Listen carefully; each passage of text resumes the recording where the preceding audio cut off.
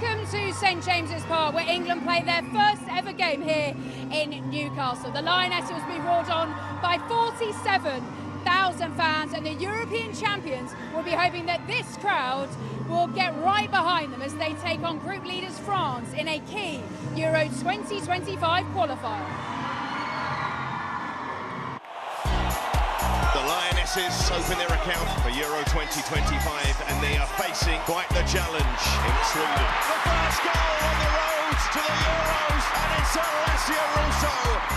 Qualifier strikes to level things up. A historic night for these two nations as they meet for the first time in nearly 4 decades. Bronze at the back post, and James is there, and James scores for England. And the referee is pointed to the spot, Alex Greenwood. And England are 2-0 up.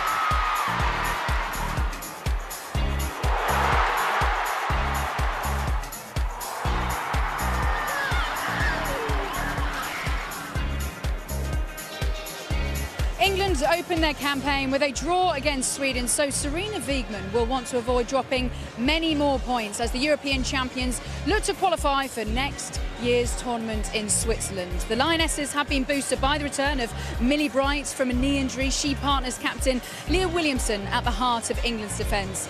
Beth Mead comes in for the injured Lauren James as they prepare for what will be a tough test against France, who are the early pace setters after winning both of their opening games. The top 2 in the group qualify automatically. There is an opportunity, though, to get through via the playoffs, but England will want to avoid that scenario as they get ready for back-to-back matches against Le Bleu. They travel to St Etienne on Tuesday, but tonight it's all about St James's Park, and kick-off is coming up in 45 minutes.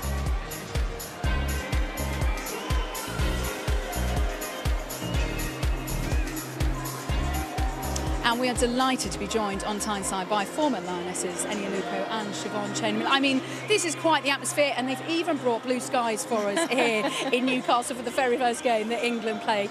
Now, Enya, I'll come to you first, because how significant is this game going to be, especially against France, and they have to go there in St Etienne on Tuesday as well? Yeah, look, I think every game in this group is significant. I think when this group came out, this England-France tie was the one that, you know, you said, right, that's a tough tie. Every single game in this group, we've had our fair share. Games against France is always a tough game. I think the reality is it's not a must-win game, but I want England to go in with a must-win mentality. I loved the way they went in against Republic of Ireland, really set out their stall. It felt like a must-win game, and England played that way with precision, possession, clinical. I think they should go in with the same mentality, treat it like a must-win game. The reality is you don't want to be in a playoff situation, so can England go for it tonight in what will be obviously a tough game? Siobhan, how tough are tonight's opponents, because they're world number 3 up against England, who are the second best team in the world, but they also reached the Nations League final and they beat Sweden, the World Cup semi-finalists as well. That was only last month. They did. France are brilliant. They're one of the teams that I think have got fantastic players but have always kind of failed to make that final step to win that final and get that trophy. They'll want to be doing it at the Olympics, they'll want to be doing it at the European Championships, and they've got talented players. They only beat Sweden 1-0, but they dominated against that Swedish side, which England struggled against. So it's going to be a really tough game. They've got fast attacking players, they're strong defensively. It's going to shape up as being a fantastic match here today. Yeah, I can't wait. Right, let's take a look, shall we, at the team England boss Sarina Wiegman has chosen. It's 4 changes from the Republic of Ireland game. Marriott is back to win her 50th cap tonight. Millie Bright makes her first appearance for this qualifying campaign. That was after an injury. Georgia Stanway replaces Jess Park, and Beth Mead comes in for the injured Lauren James. It's really interesting and good to see Millie Bright. She's back for the first time since October, and partnering Leah Williamson in centre-back. How much of a difference is that going to make? Huge. You know, Millie Bright is one of the stalwarts of this team, one of the foundations of this successful team. Back with Leah Williamson, that is a European Championship winning defence there. So I'm glad to see that partnership in particular back. And I think both players, Millie and Leah, are both stronger for their injuries, stronger mentally, you know, more experienced. They'll come in, you know, this is a brilliant environment for Millie. You know, she loves playing up against these tough teams. It's going to be a tough game for her tonight against Katoto, goal scorer for France. But England are a better team with Millie Bright in it. Alex Greenwood doesn't start tonight, but Jess Carter does. Big call, but right decision for you, Siobhan? It's a huge call, but for me, Diani for France is really, really dangerous, playing up on that right-hand side. And for me, at left-back, Jess Carter is more of a strong defensive player. Although Alex Greenwood's played at centre-back, so you could say she's more defensive, at left-back, Alex Greenwood wants to be bombing up and down. She wants to be delivering crosses. That's her strength. So for me, Jess Carter at left back is there for her defensive responsibilities today, and she'll have her work cut out, I'm sure. Diani is coming off the back of an amazing performance last week in the Champions League final. She didn't win the game, but she was unfortunate not to be on the winning team. She is really, really strong, really quick, skillful. So I think it's a smart choice to bring in Carter today. Brilliant 1v1 against a really strong Diani. Let's take a look at how France line up. Then they make 3 changes from their win against Sweden. Katoto comes back in up front. They are, though, without PSG captain Braz Kayoro in the midfield. And it's also interesting to see today that head coach Hervé Renard is suspended after being sent off against Sweden. So he'll actually be watching from the stands. Now, 4 of the 5 of the French players that actually played in that Champions League final for Lyon are playing in this game tonight. Their captain, Wendy Renard, keep your eyes out for her because she's probably the most recognisable name, 8-time Champions League winner and just the 157 French caps. I mean, you've played against her. I have. How tough is she to come up against? Very tough, Katie. I mean, I don't have very good memories against Wendy Renard. I can't say I got the better of her ever. She is one of the toughest defenders you can play against as a forward. Alessia Russo's got to be really smart today. Wendy Renard's got everything. You know, she's got the pace. For someone so tall, she's actually surprisingly really quick, got a great stride. And then, of course, the other end of the pitch, set pieces, she's so strong. We've seen so many times she gets really important goals for France from set pieces. So Alessia Russo's got to be on her best game tonight. Yeah, they've got plenty of extremely good players, but so do England, so it's going to be a fascinating contest. Let's talk about the game, especially for all these fans here tonight, 47,000 of them. Just explain how special this is for Newcastle, especially after Newcastle women got promoted from the second tier recently as well. Brilliant to see more and more teams coming into it, more clubs investing in their women's side, and Newcastle are one of those teams that's doing that right now. They'll be entering into the Championship. They've obviously won their league, got promoted. They're showing that they're investing, they're showing that they care in the women's game, and look, we can see how big the game is supported up here in Newcastle, because the crowd here is phenomenal already. Yeah, it's going to be absolutely fantastic, and they've certainly come out in their blood. Right, so let's talk about another very special England player. Lucy Bronze made history last Saturday by becoming the first English player to win the Champions League 5 times after her current club Barcelona beat her former side Lyon in the final. Well, tonight, it's back to England duty as she earns her 122nd cap for the Lionesses, and she's been speaking to our reporter, Tom Gale. Lucy, they're all big games, but for you in particular, arriving as a 5 times Champions League winner, how much of a spring in your step have you got? Yeah, a little bit. I mean, I think me and Kira are both a bit tired on Monday, but we're fully recovered now. And yeah, obviously we're facing a lot of the players that we faced on Saturday when it was Barca-Lyon, is now England-France. You've lived in France, played your club football in France. You'll know it's a nation that expects a lot from their football team. What are you expecting from Hervé Renard's side this evening? Yeah, I mean, they're a team full of talented players. That's always been this French team. I think over the years they've changed a little bit. They've got a lot of direct players, hard to break down at times, but they've got a big focus this summer. I think they've got a lot of expectation on their shoulders, not only to qualify for the Euros, but later on hosting the Olympics this summer as well. And finally, a proud member of the North East community, the first time the Lionesses have ever played in Newcastle. Big crowd expected. How good is that for you, who's not grown up quite in Newcastle, but from this region, to have such a spectacular show, hopefully, in store for the fans coming here tonight? Yeah, it's amazing. I think the girls from the North East are so excited when we come up here because we know how much it means to the fans and the families to get women's football in the North East, to be at St James's Park at such a historic stadium. And yeah, for me especially, I think I've got half the crowd of family and friends tickets. So it's going to be really nice to be able to play in front of so many of my loved ones and play in such a stadium that they all love as well. All the best. Thanks for talking to us. Well, good to hear we got all of the Bronze family in attendance tonight. What a special night it's going to be for her. Let's also talk about her Barcelona teammate Kira Walsh, who also played a key part in their Champions League triumph last weekend. When we return, we'll hear from the England midfielder on how her game has gone to another level since joining the Catalan club. Kira Walsh became a two-time Champions League winner after Barcelona beat Lyon in the final to complete a historic quadruple. The England midfielder has now switched her focus to international duty as she looks to defend another European title after winning the Euros with the Lionesses 2 years ago, as she told Becky Ives. Could you sum up what the last week has been like? Yeah, I think crazy, fair to say. To be against Lyon, and there's obviously a bit of history between the two clubs, it made it a little bit more special for us, but to do it back-to-back and to win the quadruple, I think for the first time in the club's history, was massive. I never thought that would happen, so yeah, it's kind of a pinch-me moment, and I think just the way the girls play and how they are as people is massive for me as well, and yeah, I've just loved being a part of this team for the last 2 years. How do you think your game has developed since moving out to Spain? I think defensively I've got a lot better. I think people think going to Spain it's all about technique and tactical, and I think obviously that has also improved, but for me it's the competitive side, so that side of the game I've really tried to improve on, and especially from my first year to now I think that's massively changed, and obviously off the pitch it's a massive life experience, so I think I've learned a lot with that as well. At the start of my career, if he was going to tell me that I'd win a Euros, I'd get to a World Cup final, win 2 Champions League, I'm not sure I'd believe you, to be honest. I was just a girl from Rochdale who loved playing football. I would never have thought those things would happen, but obviously my life has changed in that aspect, but for me it's always just about on the pitch. I love playing football, and that's what I get to do every day. I'm going to quote Georgia Stanway here. Oh God, she said about me now. No, she said, if there's a problem on the pitch, Kira Walsh is the one who can figure it out. No pressure. Being in the middle of the pitch, especially when you're playing at a big stadium and there's a lot of noise, you kind of have to take a little bit more responsibility because you're the in-between for the defence and the strikers. So, yeah, I wouldn't say I'm the one that solely figures it out, but yeah, I try and play my part, I would say. You've had a convincing win against Ireland. What do you take from that ahead of this camp and these games against France?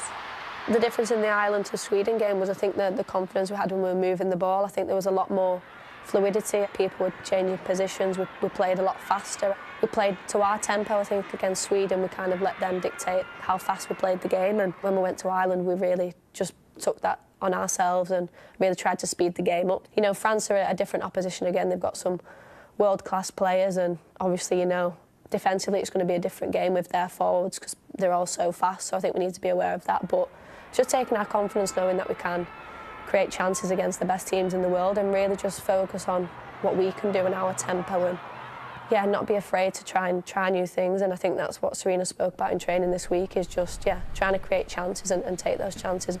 Do you think that these 2 games are crucial? The 2 games against France, one home, one away. I think they're obviously top of the group as well, so it puts a bit of emphasis on getting a result against them. I don't think it's the be-all and end-all. I think, you know, Sweden and Ireland are still going to be really tough games, but it definitely takes the pressure off if we get 2 good results now, and yeah, we can take a lot of confidence into the next window. What more would you like to achieve with this England team? Retaining the Euro trophy is obviously the biggest one. The feeling when we won that was so special, and I think to do it again with this group would be massive, and just winning 1 trophy with England probably isn't enough for us girls now. I think we've had a taste of it and it was the best feeling in the world, so yeah, we're hoping that we can do that again. See you later. What a lovely interview there with Becky Ives. Kira Walsh always speaks so well. I mean, just explain how beneficial it is getting that experience overseas. You did it with Juventus, and we've just seen Kira Walsh go from strength to strength. Yeah, I think when you go abroad, it's about being able to add another dimension to your game and adapt to other main characters in the team. So obviously I went to Juventus. Kira Walsh has gone to a huge team, Barcelona, who have other main characters in their team, like Aitana Bonmati, who is obviously the Ballon d'Or winner. And what I've seen from Kira Walsh is the ability to, when she recognises tactically when opposition are trying to mark her out the game, she's finding new positions. You see here, she's higher up in the pitch now, finding the way to control the game. Again, she's just, her spatial intelligence is unbelievable. for Kira Walsh. Just watch it, under pressure, she still finds a way of threading it through and eliminating 3 Swedish players.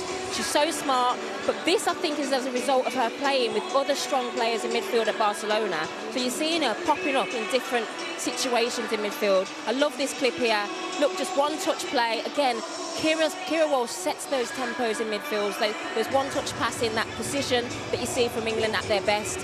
Here, she talked about in an interview defensively, how she's improved defensively from going to Barcelona. She starts that clip winning the ball back, and then England are on their way. She's just a brilliant player. She says in that interview she's just a girl from Rochdale, but she is the world's best player in her position. I think she's absolutely brilliant.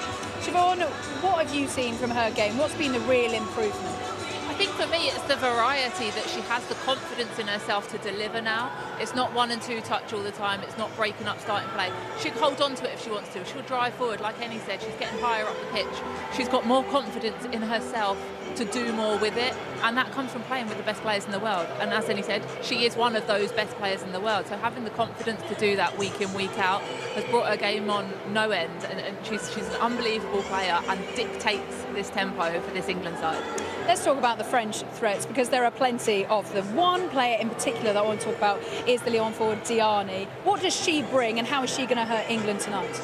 Well, this is why Jess Carter is playing in that left-back position. She's a strong defensive 1v1 player. Diani is fast. She is very fast, and she will run at players. She's got the confidence to drive. She's got the skill to get past players. She can deliver balls into the box, and she can also finish. She combines really well with that front three. They have movement, they have rotation, and her up alongside Katoto could be frightening for France today with the pace that they've got. Yeah, Katoto, you've mentioned it, 28 goals in 37 appearances for France, and she was out for a year with an ACL. You know, she's come back, hit the ground running. She's a sort of traditional forward, if you like, you know, that sort of target forward, but can also score a lot of goals. Just a top forward for France. Big part of France's success, obviously Diani as well, that relationship between Katoto and Diani. I think Millie Bright and Leah Williamson are going to really have to keep their eye on a different type of threat tonight for Katoto in the air as well. Yeah, a lot of threats on the front line for France. How do they stop Katoto, though? Because bearing in mind, Leah Williamson and Millie Bright haven't played together for ages, so how do they stop a player of her calibre? I think Millie Bright is very good with forwards like Katoto. When Katoto's receiving the ball, trying to get aggressive up the back of her, try and step in before she gets the ball. Millie Bright, I know from playing with her at Chelsea, she's very, very good at that. And when she does that, it really frustrates forwards. It sets them off their tempo. So I want to see that, if possible, for Millie Bright today, because Katoto likes to do that. She likes to hold the ball up and bring others into play and then spin off. Forwards are confidence players as well. You know that. If you're thriving, if you're getting good touches, you're driving through 1v1, you're confident, you're driving forwards and you're enjoying yourself. Millie Bright does that, gets up the back of her, doesn't let her get that confidence, then she'll start dominating that 1v1 duel. Well, I can't wait. The atmosphere is certainly building here, and I tell you what, St James's Park is the place to be for the next few days if you're an England fan. On Monday, the men's side take on Bosnia and Herzegovina in a friendly here ahead of this summer's Euros. But tonight the focus is firmly on the Lionesses as they look to move a step closer to next summer's Euros in Switzerland. We'll hear from Serena Wiegmann when we return. England have made their way from their St George's Park training base to right here at St James's Park for tonight's all-important Euro 2025 qualifier against France. Serena Wiegmann will be well aware of the French threat after they beat Sweden last month. Let's hear from the England manager now, shall we? Ahead of her 50th game in charge. She's been speaking to Tom Gale. Serena, a couple of very important back-to-back games now in your hopes for automatic European qualification. What does your side need to do tonight against France to get 3 points? Yeah, well, yeah, of course we want to get 3 points. I think we have to play our best game because they have a very good side. That's really short the answer that we have to do. And we've trained really well. We're really ready, we think. So let's go out there. You mentioned in your press conference that you welcome the tough decisions, having such a talented squad. So a few selections to just get your thoughts on it. Mary Earps returns for her 50th cap in goal. Hannah Hampton's drops to the bench. Have you got a clear view on who your #1 goalkeeper is, or is the plan to give both opportunities before next summer's European Championships? No, I think, as we have seen, we have very good goalkeepers who can play in very competitive games under the highest pressure. But Mary is our first goalkeeper. Millie Bright, the first time she's been available since October. I just wanted to talk about that defensive dynamic because Alec Greenwood drops out. I think many thought that she may have moved to left back, but Jess Carter maintains her place. So just talk us through your thoughts on deciding that back line. Yeah, well, it's good to have those all those players available, of course, because then we have to make hard decisions. I think Alex feels most comfortable in the center. I also think we have to play France. France up front, really powerful, lots of pace. So that's the reason why I put these 4 defenders in. And finally, Lauren James is always going to be a big miss with her goals and her assists, but you have a very experienced player, Beth Mead, who's gradually getting back to her best form, obviously post-ACL injury. Yeah, I absolutely think she's in a great form. I think competition's going on up front very much too. So yeah, that's why Beth's playing, and we have even other options too. But Beth's in good form. She's always very smart. So yeah, I think we'll be in a good place. All the best for tonight. Thanks for talking to us. Thank you. Thank you, Sharon. Good to hear from the England manager there. Just to bring you some breaking news about one of the other games that's going on at the moment. Scotland against Israel, which was meant to be played behind closed doors, has actually been delayed by 30 minutes. This is due to a protester actually chaining himself to a goal post. He breached through security, and it means the game had to be delayed. However, it has just kicked off, so we'll keep you updated on that.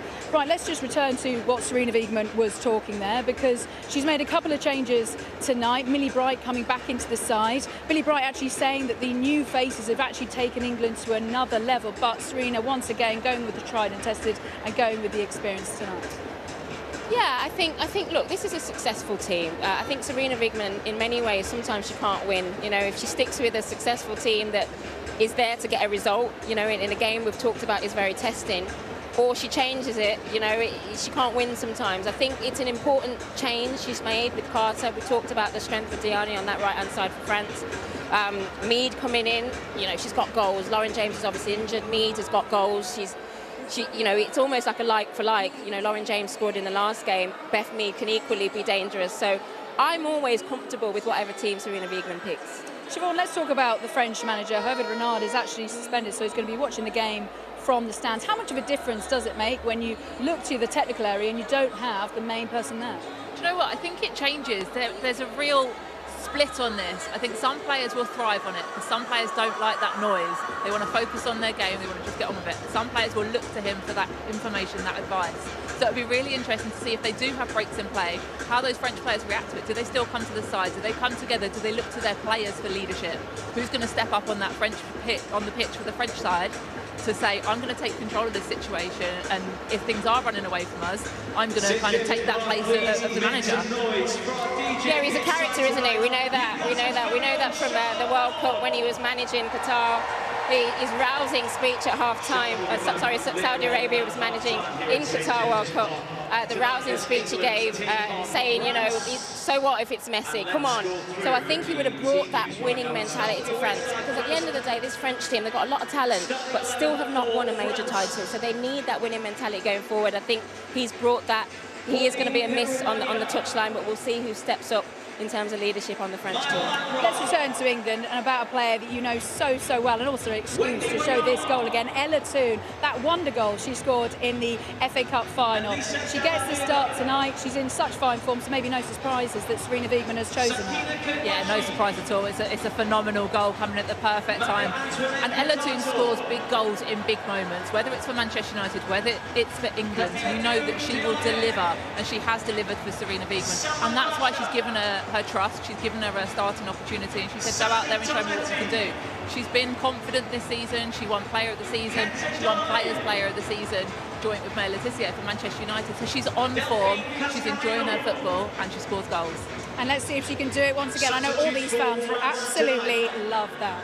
So it's a 50th game in charge for Sarina Wiegman, and it's also a 50th cap for Mary Earps. But will England's #1 mark the occasion with a clean sheet and a valuable 3 points? The teams will be heading onto the pitch here at St James's Park after this break. What a treat for racing fans as the Derby Festival continues tomorrow on ITV1. Be sure to tune in to the opening show for a full race day preview. That's from 9:30 in the morning. The live racing gets underway from 1:30 with the big race, the Epsom Derby, due to go off at 4:30. Right, welcome back to St James's Park ahead of England against France in this key Euro 2025 qualifier. The atmosphere, I've got to say, is absolutely amazing. Got the pyrotechnics going on, we've got everyone waving their torches. I mean, this is quite the atmosphere, isn't it? But Siobhan, I'm going to come to you first because a word on your fellow goalkeeper, Mary Earps, who tonight joins you on a half-century of England caps. It's a brilliant achievement for her to make her 50th cap today. She's someone that didn't get caps originally, took a while to get those caps. They've all come in this kind of last 4-year period, and it shows players coming through. If you don't get it straight away, keep trying, keep persevering. You can be England's #1, you can be the best goalkeeper in the world, and she's going to go out there and enjoy herself tonight, I'm sure. And Annie, this is pretty special. This atmosphere is electric. Do you know what? I love the fact that this is the first time that the Lionesses have played at St James's Park with a brilliant contingent of North East players to look back on for the Lionesses as well.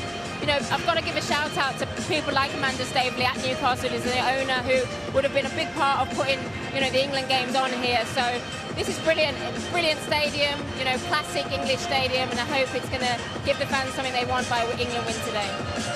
Well, the floor beneath us is shaking, the atmosphere is incredible, and we are all set for the Lionesses' first ever game at St James's Park. Can this 47,000 strong crowd inspire England to victory against group leaders France? Time to find out in the company of our match commentators Lucy Ward and Seb Hutchinson. Yes, thank you, Katie.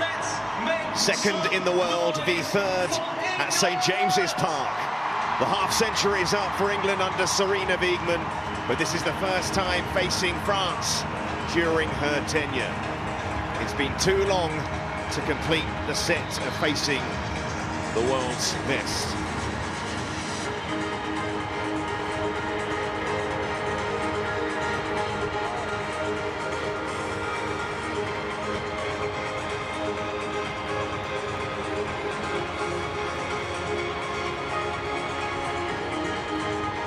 Quite the attendance, quite the atmosphere in this famous stadium.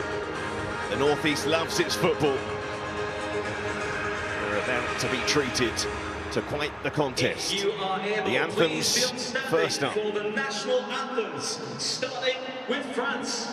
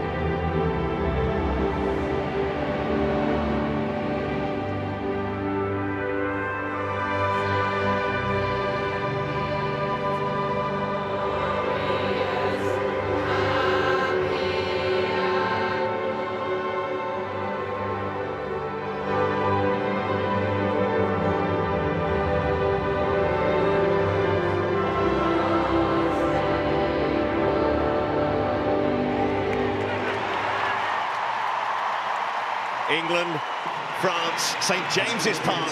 All the action after this short break. Number 2, Mile Lacroix. Number 3. It's a Euro 2025 qualifier between two of the best in world football. And a look at the two lineups. Millie Bright is back for England and straight back in the starting lineup, re-establishing England's strongest centre-back pairing for the first time in over a year. Lucy Bronze moves ahead of Steph Houghton on the all-time caps list, with England appearance number 122, 50th cap for Mary Earps. And France without Vicky Béchot, suspended after her red card v Sweden, and with PSG captain Grasqueora only on the bench. Otherwise it's 4 from French champions Lyon and 3 from runners-up PSG. Aston Villa's Kenza Dali, the only member of the starting 11 who plays in the WSL. Who is here for the Lionesses? On a more sombre note, last week 10-year-old Leah Harrison tragically died while on a school trip. She was a keen footballer from the northeast and dreamed of playing for England. And the England captain, Leah Williamson, was holding that number 24 as she walked out as a tribute to young Leah, as an honorary member of the squad, the 24th squad member. And in the 10th minute of the game, St James's Park is invited to be united in some applause.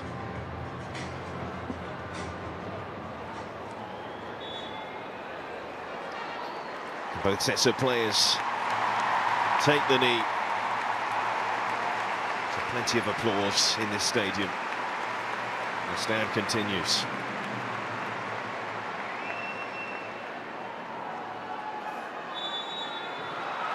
Well, away we go, the first of a France doubleheader, and the first time seeing this England under Sarina Wiegman face France. One of the world's best, but one of the world's best who hasn't won a major tournament. Lucy's still a side to be feared. Absolutely. I mean, it's a really interesting matchup at this stage in qualification.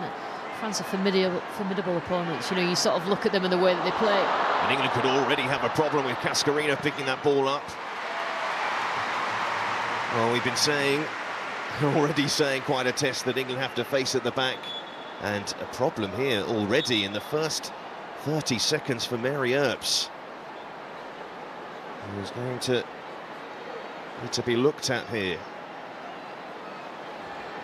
Not the best start for England. Yeah, I didn't really see what happened there, how she was involved in. When England gave the ball away, gave a corner away, but it just went down straight away. And the ball came back to her, perhaps it was in there. Straight away you can see just wincing a little bit.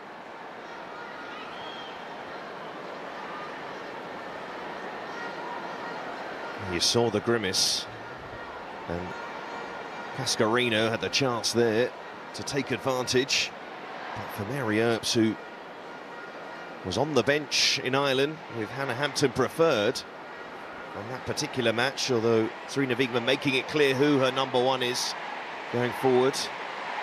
But will her number one be able to continue? Yeah, looking at her hip flexor, they seem to be manipulating that area.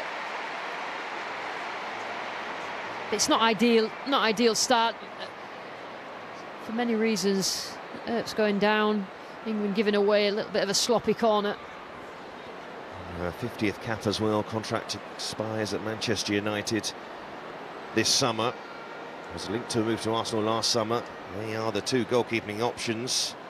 Lara Keating, the young goalkeeper who's done so well at Manchester City, the Golden Glove in the WSL, the season just gone, and Hannah Hampton, champion with Chelsea in her first season. Yeah, and neither of them, you know, when you're sat on the bench as a goalkeeper, particularly if you think you're maybe third, the last thing you think is that you're going to get any sort of minutes. And Wiegman will certainly prefer her number one choice to stay out there, but not at the risk of injuring her.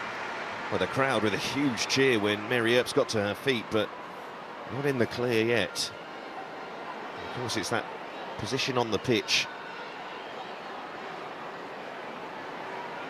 You have to be feeling at your absolute best, no hiding in goal, and you can see the look on Mary Earps' face. That does not bode well as an emotion, really. She's going to try to run it off here, but the pictures say it all. Oh, she's such a popular figure Mary Earps among these England fans. Her exploits at the Euros, what she's done with England. We've just got to be careful, make decisions based on the head, not the heart. And if she's fit enough, she'll stay on, but I think they'll take a risk with her. We know that football's unforgiving. Will France look to just put this ball into the 6-yard box? Right on her head. Absolutely. Set pieces, such a weapon for the French as well, with Wendy Renard. Is at the back of the French train at the moment, just outside the 6-yard box. In goes that France corner towards Hernandez. Millie Bright with a clearance, and England should be able to get away, and then it's fired back in, but not on target that time. And Mary Earps will be thankful for that. Yeah, of course, France will aim for Renard as much as possible. She's probably 2 or 3 inches taller than any other player on the pitch. Of course, this isn't the only game taking place in this group. Ireland hosting Sweden tonight. They're about half an hour into that game, and Sweden have just taken the lead. Tim Conrad with the goal, the Chelsea winger. Important goal for Sweden, who know they really have to win tonight to stay in the mix. The top 2 in this tough group will qualify directly for Euro 2025. The other 2 teams in the group, they'll be waiting on playoffs. You know, talking before the game, weren't we, Seb, about what formation France would play? They'd played a 3 at the back. We were trying to sort of configure it, but it does look like they're playing a back 4. 3 in the middle, Kalshawa, Toletti and Darley, which was one of our options, but I think I was proved right. As always. Yeah. Earps, the tester for her. Oh, she's limped. It's not looking good for Mary Earps. And Millie Bright here, even shaky, and they're thankful for the whistle, but I don't think Mary Earps is going to be able to continue. Yeah, I mean, Mary Earps' injury aside, it's been quite a sloppy start for England in terms of, you know, a little bit wobbly in the back 4. We thought, because we got Bright and Williamson back together, that was exactly what England needed for a solid back line, but she's not comfortable at all. I mean, I always look, you know, we're playing these games into June, Seb. There's been a lot of talk about the load on these players who are not used to sort of this sort of look, particularly playing all the way into and then playing again in July. And, you know, perhaps that's a result of perhaps those sort of minutes on top of everything else. Hannah Hampton would have expected to be sitting on that bench all evening. So the nature of football, goalkeepers don't get injured that often. But the first tweak for Mary Earps was in the first minute. Yeah, something in her hip or a groin, I think. And just grimaced slightly as she just passed that across her body.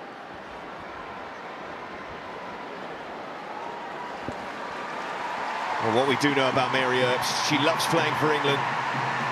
And a huge disappointment it would be for her personally to have to make way here. But she's getting quite the reception. And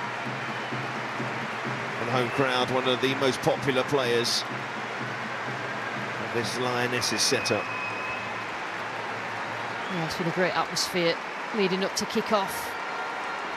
This part of the country has waited a long time, and it's a hotbed of women's football. It always has been for the last sort of 30 or 40 years. And it's good to see the turnout. Absolutely, and Hannah Hampton about to come on for cap number 5.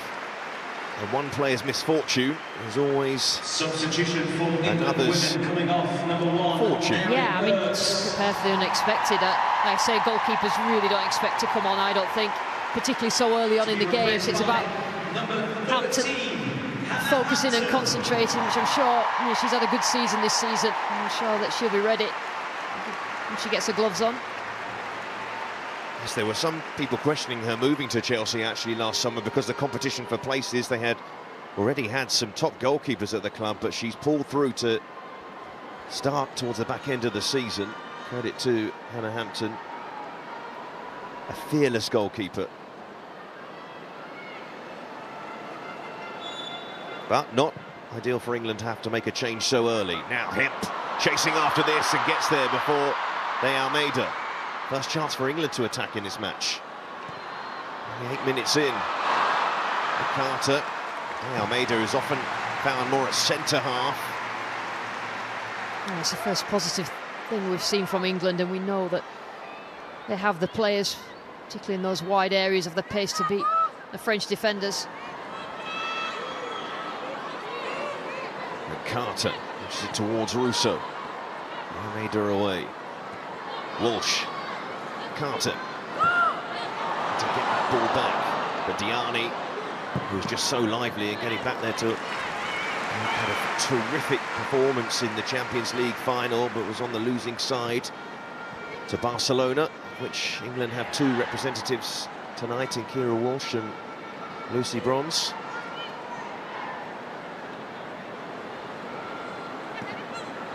Hemp and Toon. But that's a loose pass. Shawi can bring it forward here. Look to release fleet of foot Cascarino. Toto in the middle, Cascarino. So many lively players in this France team. Basha, terrific crosser of the ball. Just slightly too much on that. Diani will get there first before him. Diani again. France on the front foot. Darling. Almeida. Didn't quite work out for the French. But now two. Short of options. Again, the pass is loose. We haven't really seen that free flow in England for a while.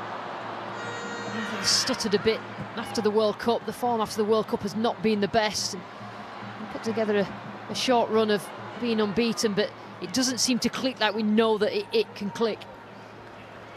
Shawi went diving in there to try and win that ball back. Shawi so often seen at left back for club PSG, but they've got two pretty good left backs, the French, in Usher as well.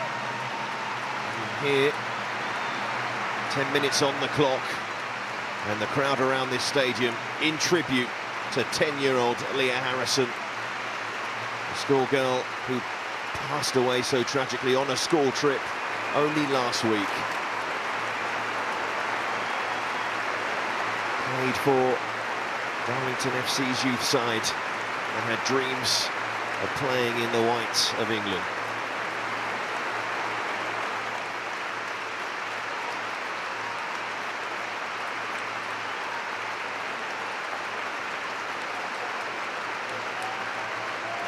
And the applause continues. A lovely touch from those in attendance here. Stanway, loose touch, not the first for England so far in this first 11 minutes. Yeah, needs someone to put the foot on it. I think Kira Walsh is the obvious, but just connect a few passes. Paul's trying to sweep that one in behind. And it's fair to say with France, they can be, without stereotyping, a little flaky when it comes to their performances over the years. So much talent. Yeah, it is fair to say that they've underperformed the talent that they've had over the years, and they've not won, particularly in the last 10 years. The players around seems to fall apart at either quarter-final or semi-final stage in these major competitions. Yes, never reached a final in a major tournament.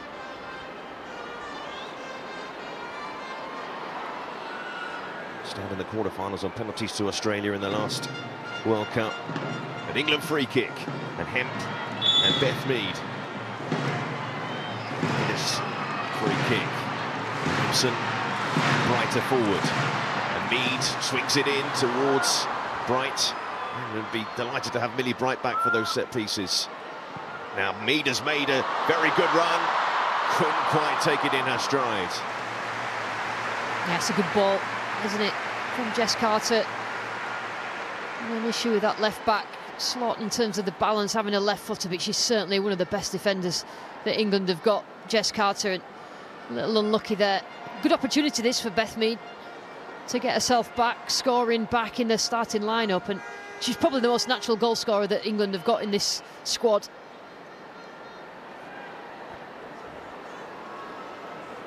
Two of the other home nations also playing tonight. Scotland, whose match against Israel was delayed, kickoff was delayed, but they're 40 minutes in. And Scotland are 3-0 up in that qualifier. They're in League B, which means if they are to win their group, they would face a play-off against one of the sides who finished 3rd or 4th in League A. And Wales also playing tonight, who are currently top of the group, but losing at half-time to Ukraine.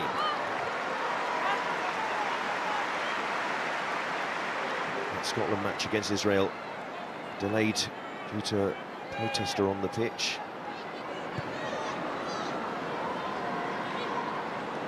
And tonight, only played 13 minutes, has been pretty eventful. Mary Earps having to go off injured. England not that fluent so far.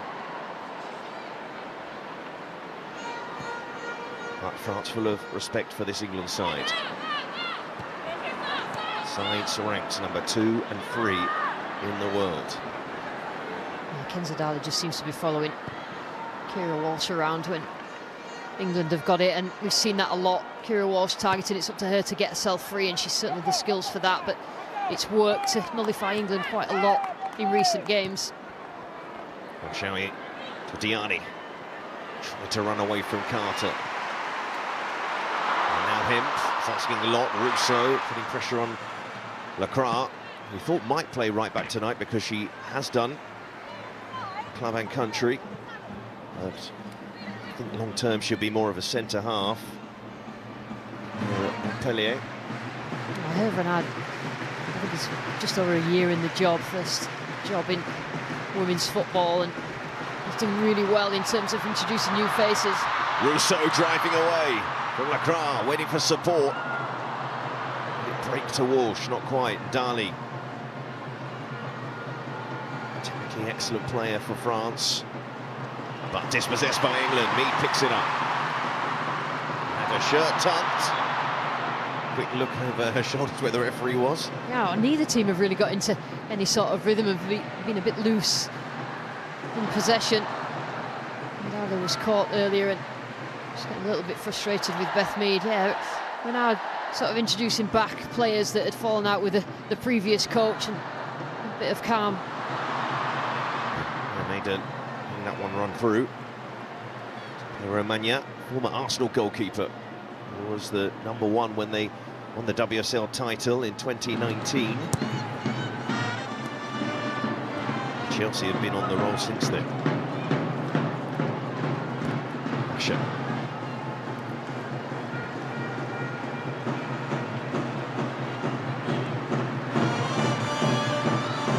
Balance about this French side. I quite like Karshawi in central midfield. He obviously likes that left-right balance in terms of the footer, and Karshawi can play left back, can play wide left. Central midfield's interesting, especially with the likes of Gayoro on the bench, who we know is an incredible player. Yeah, that was a surprise absentee from the starting 11, the PSG captain. And Toon played into trouble. Darley. Carter slips, and England could have a problem, but with that ball from Darley that time. And as you say, Lucy, both these sides haven't been in top form just yet. But France without their head coach tonight, Renard. He was sent off against Sweden, and so is not allowed to be pitch side. The man who is pitch side is his assistant, Laurent Bonnadet, who was his assistant with Saudi Arabia. The men's side at the last Men's World Cup. So it does an incredible job of building cohesive teams, getting players together, and it's probably exactly what this French squad needed to bring the players together, to get that team spirit, to empower these players. That's what he's done. Darley haven't got Toto on the ball yet. Basha looking for Toto perhaps. Carter cuts that ball out. De Almeida penalised. And maybe there might be an element of France maybe a bit regretful about the first 15 minutes because they found themselves in good positions. Absolutely, and taking advantage of England not particularly looking comfortable. That back four together, playing together, the first time in a long time. They look comfortable playing out from the back. I don't think Serena Wiegmann will be particularly happy about the start, but happy that they're not a goal down. See there, doesn't too happy so far. And then Willie Bright doesn't look comfortable on the ball so far. Understandable. A time out from this England side. Captain at the last World Cup with Williamson's injury. England have really been affected in that regard in the last year or so.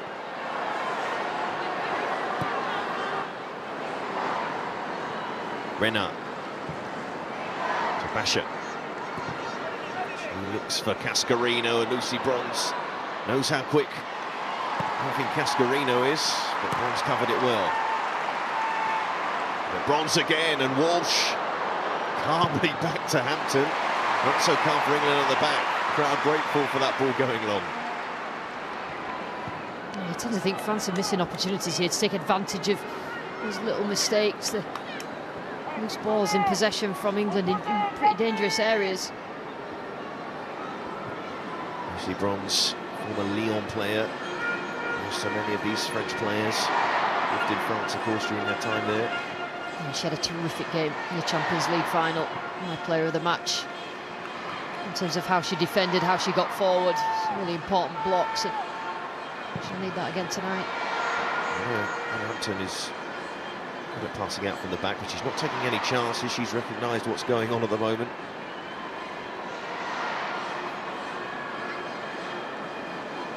Williamson.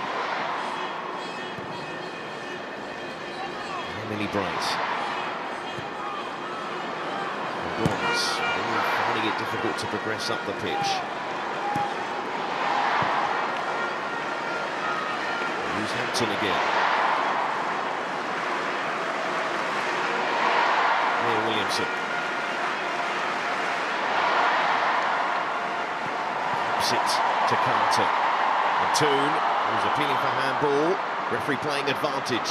Can England take advantage? Bronze, but look at Cascarino getting back. And that did enough to put Bronze off. You can see how quick Cascarino was there. Yeah, that's not too bad a ball either from Bronze. It's probably the wrong choice of who overlapped and who went for the ball here between the two of them.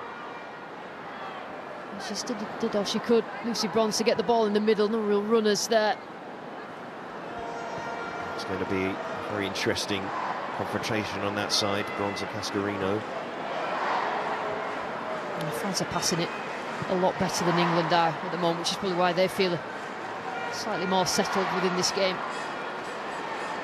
There's Macron. Forward to Diani. Diani chase after this. Williamson read it so well, as she so often does.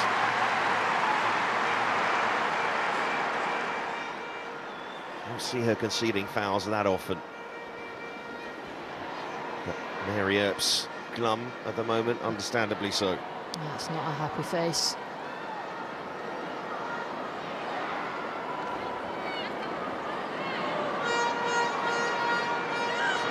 Towards Russo. How good she is at holding that ball up. Does it pretty well that time.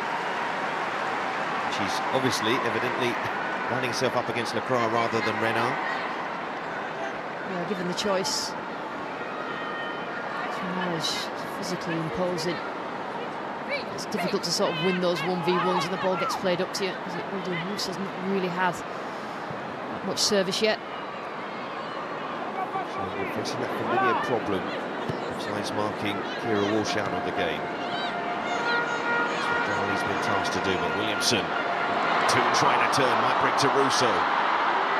Toon. Russo, she can move it wide to Hemp. And Hemp played to April in the middle! Oh, England worked it well. Best chance of the match so far. Ella Toon. I'll tell you what, that was all about Russo in terms of her link-up play, and she forced that run. She forced the run from Hemp down that left-hand side by giving that ball. And then it completely opens up. It's a good movement from Toon, but she just needed to get a better contact on it. Just trying to guide it into that far corner. It's a bit more positive from an England point of view. I think that just needed to be 40 yards out for Ella Toon. Who comes up with so many big goals for club and country. Macron.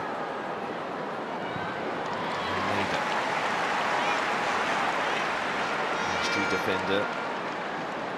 And every minute of the Nations League semi-final and final. France lost to Spain But France will be at the Olympic Games, of course, as hosts. Katoto, first chance for her to stretch her legs, but Bright easing her off the ball. She can go shoulder to shoulder with Katoto. Yeah, that'll give her confidence. Millie Bright, just exactly what she's good at. You know, that's a difficult opponent in Katoto in terms of upper body strength, but terrific from Millie Bright. Almeida. The first 23 minutes have gone. France, as I said before, I have great respect for England, but they will fancy their chances based on the flow of the game thus far.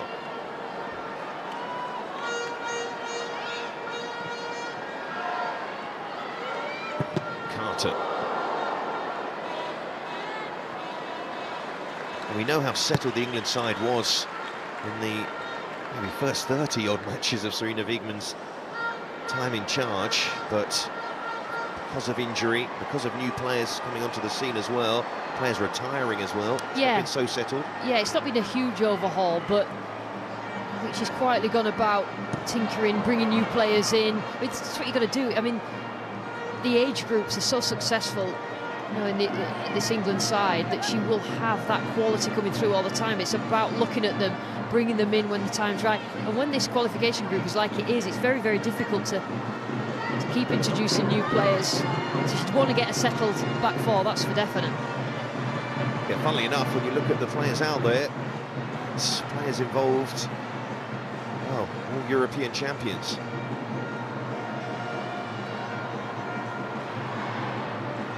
Renard. Cascarino linking up with Barshawi. Cascarino, Katoto, I think, was ready to receive that pass. Cascarino not too happy with the striker. Yeah, Cascarino wanted, she was playing it through for Katoto to run onto, but didn't really choose that, and they've got the pace to do that.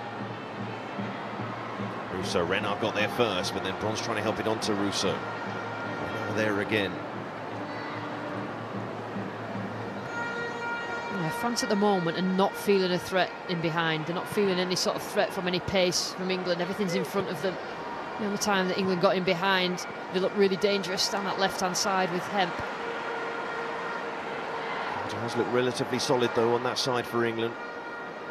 It was one of the key selection points, whether England would start Greenwood or Carter. It's the latter who got the nod. But Hemp, not the first England player to misplace their pass.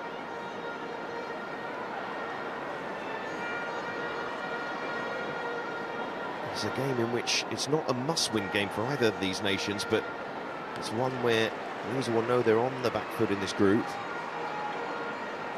It's amazing how just the quality of the teams within this group just puts pressure on, you know, the likes of France, Sweden and England. I mean, Ireland have done well, you know, in terms of some of the performances that they've put in. It's such a difficult group for them, but you've still got to show that you're near the top of the world rankings as well as having that number. There's been suggestion that there's not much jeopardy in this qualification situation, but what must be said is that England they did lose to something like Belgium recently, and you just never know in a playoff situation. Wish there would be 2 rounds. Bright pumping it out towards him. They are made of backing off, and that allows him to come forward. Toon. And now Walsh, really close to her again. Bronze. Williamson. Carter.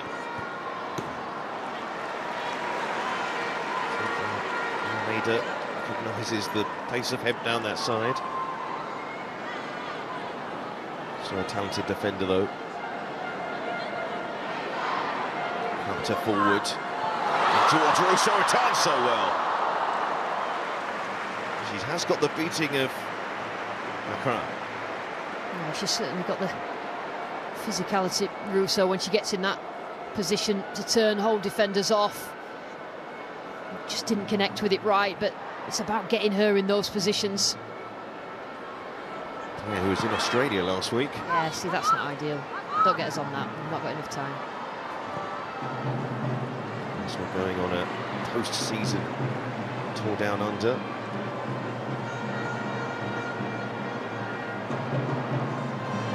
Russo, leading the line for England tonight, and she is the nation's main striker now after retired.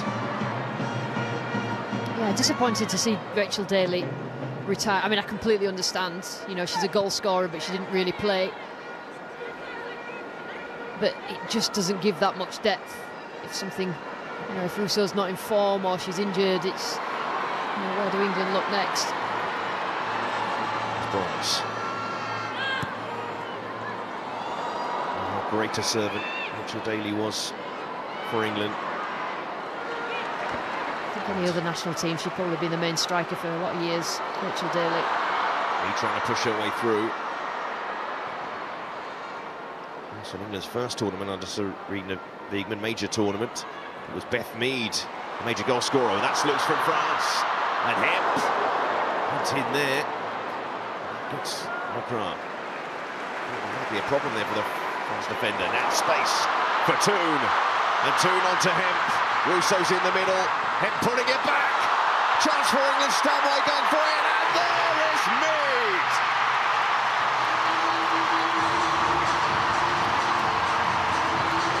A shaky start for England, but it's England who take the lead against France at St James's Park.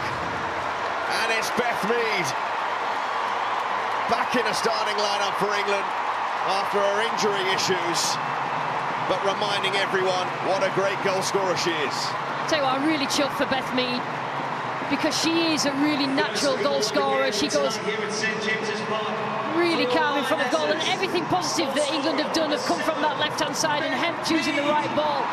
Nearly messed it up there, but look how calm she is in front of goal, Beth Mead. And she knows that she's got a split second, and she uses that. Quite a lot of players panic in that position and think that they have to take the shot straight away, but she knew what she was going to do. She had that calm. It was good play again on the left-hand side from Hemp. We were just talking about the absence of Rachel Daly, a great goal scorer she is for England, or she was for England, but Beth Mead is a player to count on when it comes to goals for the Lionesses. Yeah, good time to score as well. I think, you know, they were struggling in this game, England.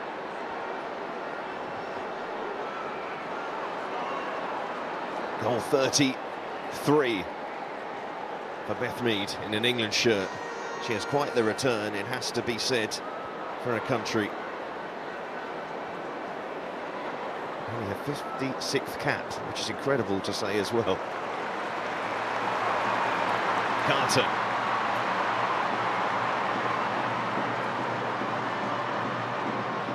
Hemp inside. A Walsh will give England confidence. Akira Walsh moves it on to Carter. Sliding across Karshawi, lovely challenge.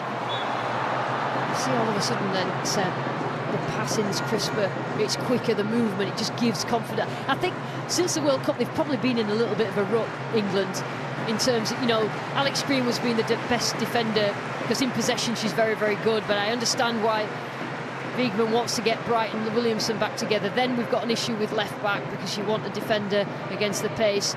Kira Walsh is tightly marked. England haven't worked that out yet, how to sort of, you know, be better with that happening to her, but getting that goal just gives them that bit of confidence. Gusher. Dali. Moving it on. In goes Mead. Enjoyed that challenge. To think in 2023, it was a great year for Beth Mead. 13 goals in 10 matches.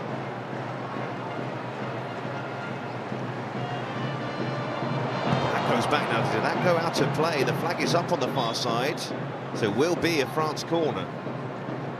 Yeah, got themselves in front, England, but it's just still running a bit through the team in terms of just those loose passes at the back, and it just gives. And France haven't taken advantage. You know, they've got the pace, and they've not got that pace into any sort of space or use these set pieces yet. England may be in front, but there's still a long way to go in this one. Masher to take the corner. It's a decent one as well. Cross got had to to claw that one out.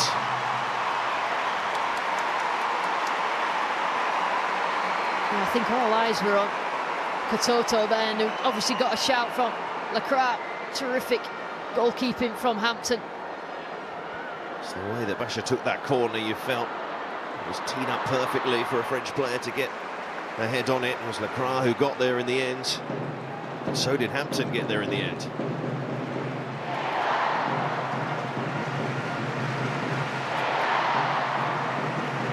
I think thanks to those qualifiers where England coasted through their group, they coasted through qualification for 2 decades. In fact, the last side to beat them in a qualification match was France 20 years ago. Over 20 years ago. Referee, incidentally, from Spain. Now they've started connecting passes since the goal, England. They're sort of exposing the press. It's not quite right from France. Not quite set up as they should be, and when they've moved it quickly, they've got in between the lines and behind the defence of France. Serena of England, of course, will be pleased her side are in front, and some individual performances have been very encouraging so far. Alessia Russo for one, Carter for another. Getting on the score sheet again. Incredible to say. We talk about England's starting lineup nowadays. Obviously, Lauren James has been starting for England recently, but injured for this camp. Don't forget Chloe Kelly. Almeida. Run into trouble. Hemp. Stanway.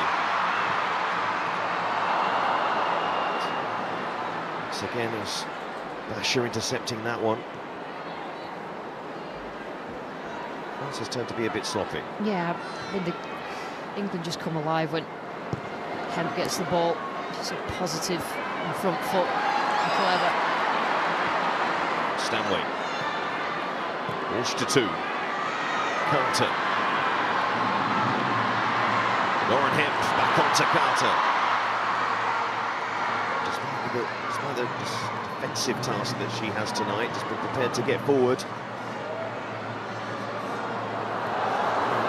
Again, that wasn't kept in play in. Williamson now.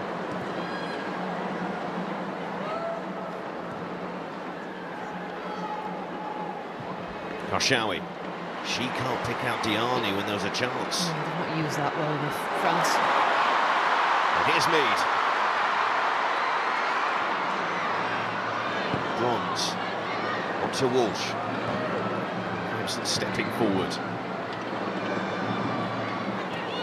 Such a good foil for Kira Walsh during the Euros. Defence.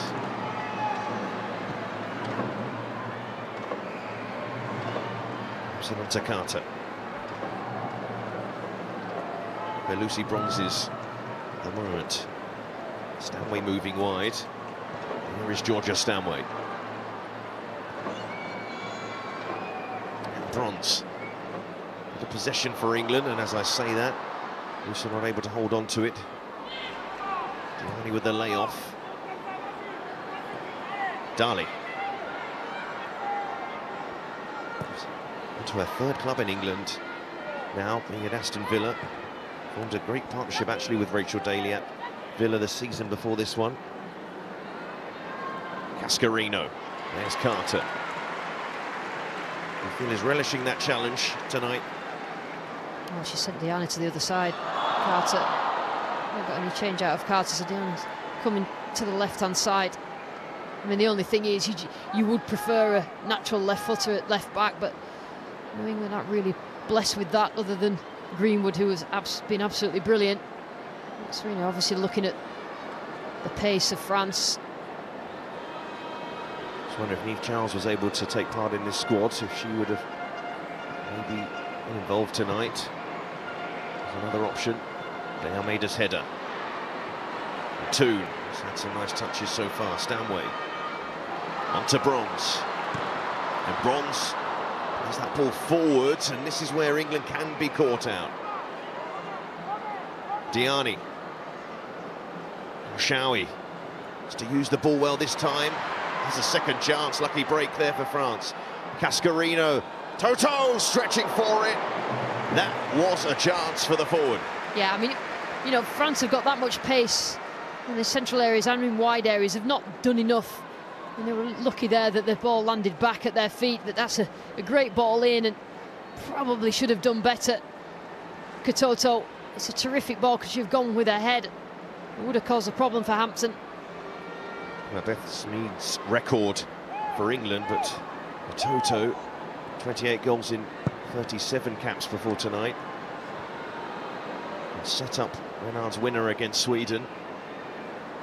The last qualifier for the French. Shawi gets it back. Renard. And Basha. To Diani. Diani, that's not a bad ball. Dali, Karshawi, this is promising for France.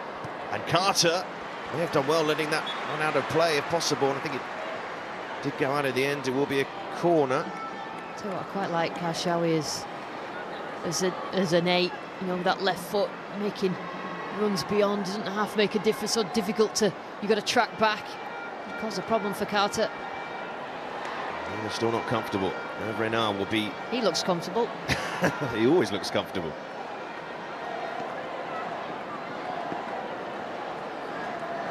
France corner. And there's the threat, those four.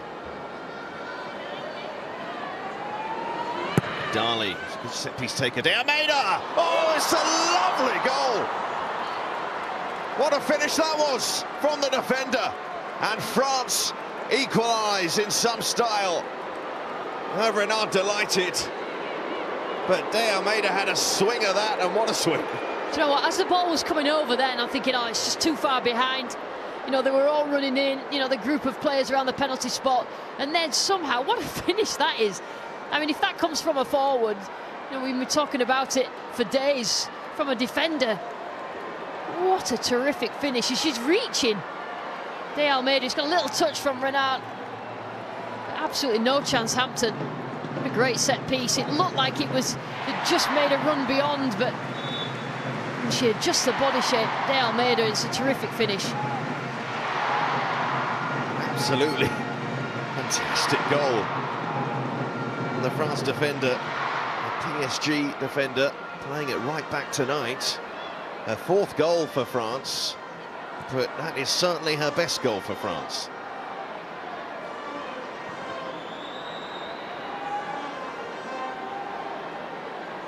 England shocked by that effort. We knew that France would be a threat from set pieces.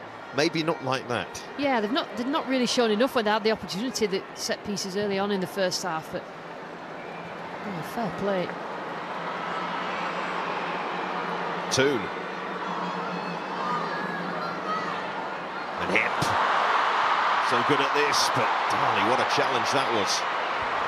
To knock things up, and England have it back again. Walsh onto Toon. The head up looking for Russo. Walsh will look for Mead. And Mead takes it down well and past it. And towards Russo. Actually a lovely disguised pass from Mead. Everyone expecting her to shoot. We have a game on here. Walsh. Carter. Maybe this is a fair scoreline, you could say that. Bright. This might break for Russo, but Renard is making sure she can't get past her there. And Romagnac.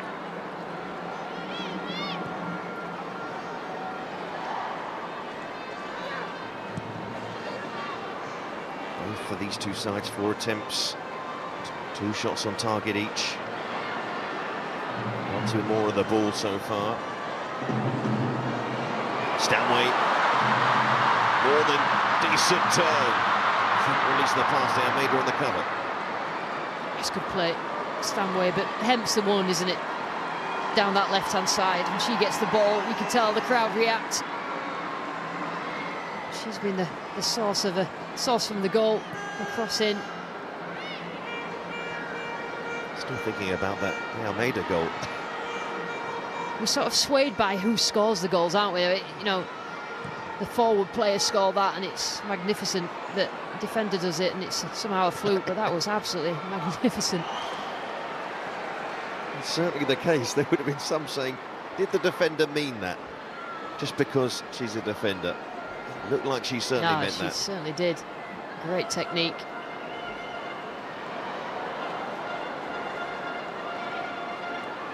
Shawi forward. Was Diani looking back for Karshawi, who's been relatively influential so far. Looked better at progressing that ball, France, but England have been a threat. Russo, Stanway, wanted that ball played first time, doesn't get it. It's an area where England can certainly hurt France. Runs of 2. Well, that sort of run is the one you want to see from 2, because the defenders have to make a choice then. It opens up spaces if you don't give her the ball in behind, or she gets in behind if you do. It's a little ball forward to Russo. Now Hemp. Hemp onto Toon. Hemp. Cross it goes to Russo, just too much on it. They do commit a lot of bodies forward to their attacks. The France waiting to pounce. And Bronze, and the pressure from Diani. Walsh, out to Stanway. The fourth official. Stanway will get it back. And the ball across. Goalkeeper couldn't hold. And no England player there to tuck it away. 5 minutes to play, and England, through Carter, had a tug of the shirt there on Cascarino. And that should be a booking, and it is. Josh Carter made a split-second decision there, because Cascarino was away. Just pulled the shirt back. Just gives England a chance to get themselves back behind the ball, because that could have been a 2-1 going into half-time. Look at the speed of Cascarino. He didn't fancy the chase. This was a really good ball. This is what England haven't done, those sort of runs beyond from the central midfielders. As soon as it happens, I've seen Toon try one. Stanway there, it's a good ball, well defended. Added time free kick here for France, who scored their equaliser from a set piece. Dali was the set piece specialist for France. She'll play that forward to Toto. And winning the header as well, and a shot on the edge of the area. A bit of a mess up that time for France. It's been a funny first half, this one.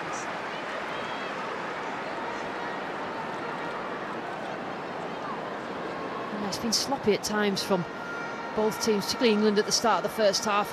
France were passing it better, and as soon as England's got the goal and started passing it, it looked like they were going to capitalise, but then terrific set-piece goal. So several years now, France have been so effective from set pieces. Renard, Toto, so often the targets. But it was Lekra with a header saved by Hampton, and then De Almeida with that amazing finish that has done the most damage so far. Renard back. I thought this one will be a tough one to call, and remains so. Renard, he's getting closer.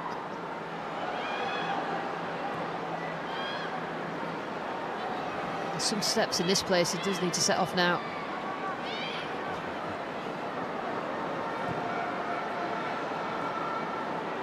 I thought with the time that Marriott's gone down in the 2 goals, plus the yellow card we saw a moment or 2 ago, he may go over the 5 minutes here. Toletti.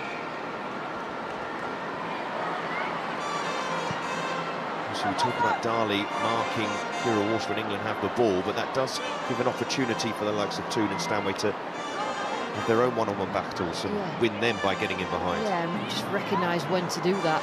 And that's what England have to figure out, because teams have figured out how Serena Wiegman plays the game with Kira Walsh, and it'll get tougher and tougher as you get into championships.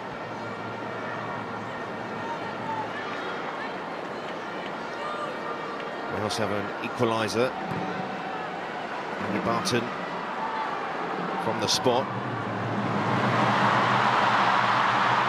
It's Bronze. Driving forward. Mead. We're late in the half. Beth Mead! What a save! The Arsenal player denied by the ex-Arsenal player. Yeah, it's good play from Lucy Bronze. Driving forward. Not really had the opportunity to do that in this first half, but this is good from Beth Mead. Now you know exactly what she's going to do as soon as she sort of stops the ball and moves inside, and it's about stopping it. Claire O'Manion did so well there, knew what was going to happen, and it's not always easy to make the save, keeping a team in it. Talk about France being strong from set pieces, so are England. Mead whips it in towards Bryce. Miss Bronze, what a chance on the back post for Russo, and she got it wrong. Yeah, she knew she'd have to get some sort of spin on this. Russo as it lands, it's a difficult skill. It's quite high, it jumps quite high, the ball. That's good blocking anyway from the French defenders. Will that be the last chance of this half? And Pauline Romagna, who's currently with Juventus, going to France's rescue on that occasion. Mead so close to her second of the match. It might be set off again here by Russo, but not quite. Half-time. A lot happened in that first half, but principally Beth Mead gave England the lead on the half-hour mark, but France struck back in spectacular style. Liste Almeida with a wonderful finish to level things up. And who is going to go on to win this match if we have a winner? Who knows? A very entertaining affair so far at St James's Park. Half-time, England won, France won. Second in the world, the third at St James's Park. And putting it back, and there is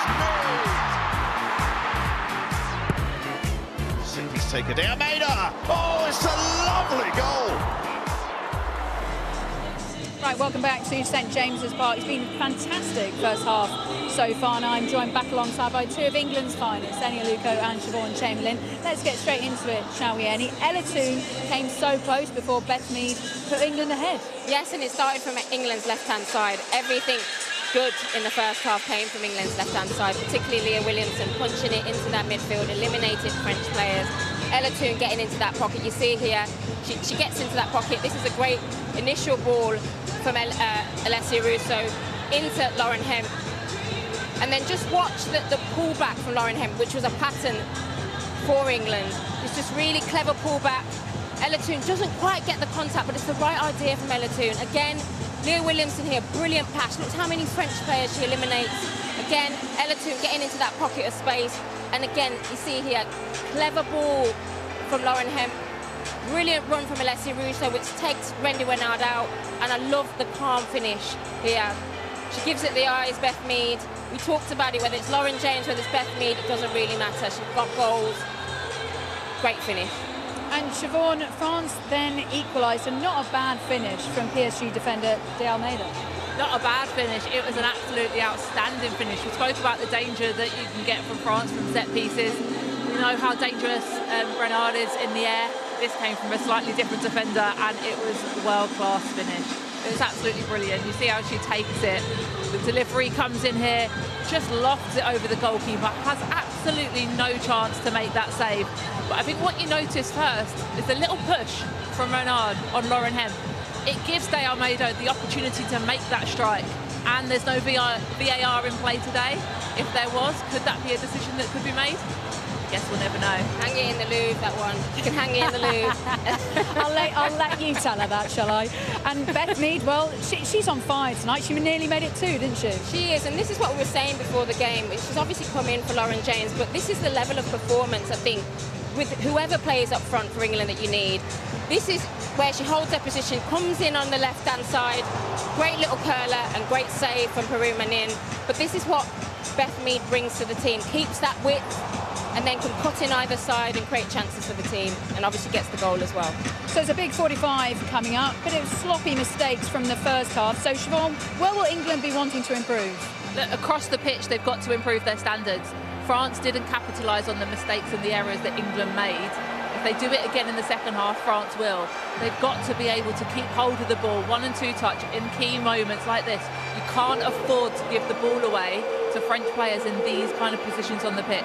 It wasn't capitalised on this time. You do it again in the second half, it will be.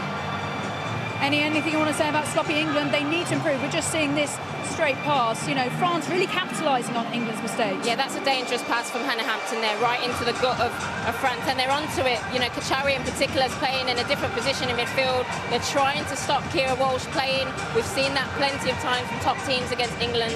It is sloppy, it has been sloppy at times. England need to clean that up because France are trying to press in midfield. And also, we can't forget that they actually lost Mary Earps early on, so a big blow for England, but hasn't Hannah Hampton stepped up for England with a big save from her? Mary Earps watching on from the stands. Not a good look for England, but the number 2 stepping up ahead of a big second half for the Lionesses coming next.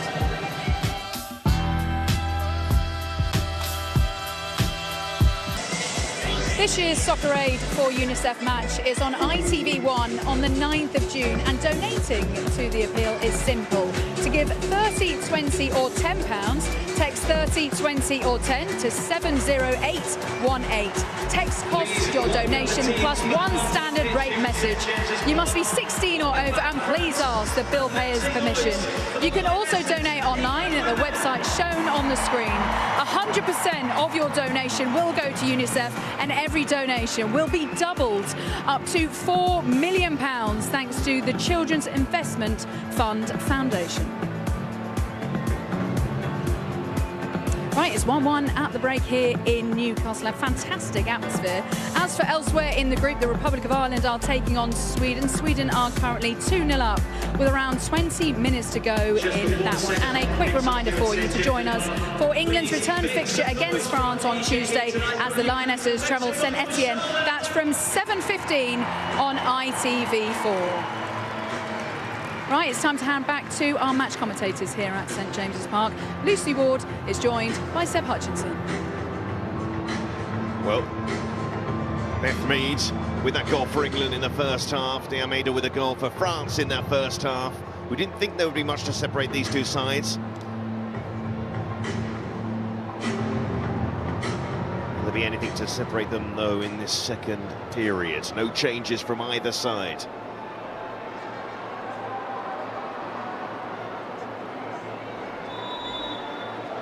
So France to get us underway in this second half. A lot happened in that first half. Both sides guilty of some sloppy play at times, but both sides showing why they can be so dangerous as well.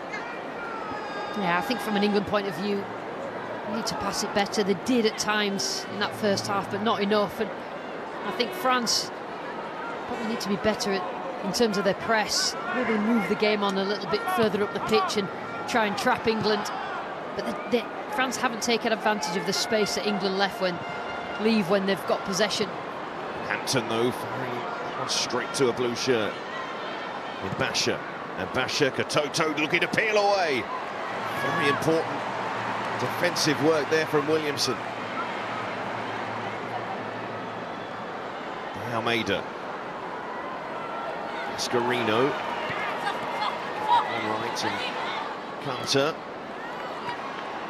He's still prepared to try and pass it out from these sort of situations. And him trying to run it, not the place to do it. Toletti didn't really catch hold of it. The let off for England. Yeah, they've not taken advantage. When England have been sloppy in possession, France have not taken advantage. Luckily from an England point of view, but it's about just releasing the ball because they were set in a high position there, France, so they could win it back quickly. Bronze playing that ball forward. And it is a surprise, really. This is the first game to be played at St James's Park because the North East is such a hotbed for women's football in particular. Lucy Bronze One of those representatives, born in Berwick-upon-Tweed. Rashai, Diani.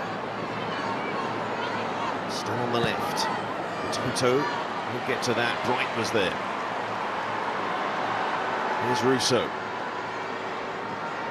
Now Mead. Walsh. Always expects a player to be on her toes. That time it was Karshawi. Gibson defended pretty well against Katoto just a moment or so ago. Now Bright. Gibson. So did win the League Cup final last season. Involved in a dramatic final day. The Brazil title race. De Almeida cut that out, but only as far as Carter. And now Hemp trying to roll the France goal scorer. Yeah, you just want Hemp beyond. Coming short, she likes to run with it, but getting her in space in behind is where she's so effective. Williamson to Toon. She's taking up some good positions, as she so often does.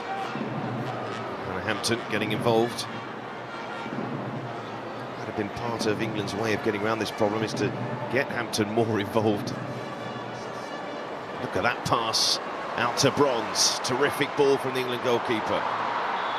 Russo, flag goes up. I think it was Russo, just gone beyond. Both her and Beth Mead have made the run, but that's good from Hampton.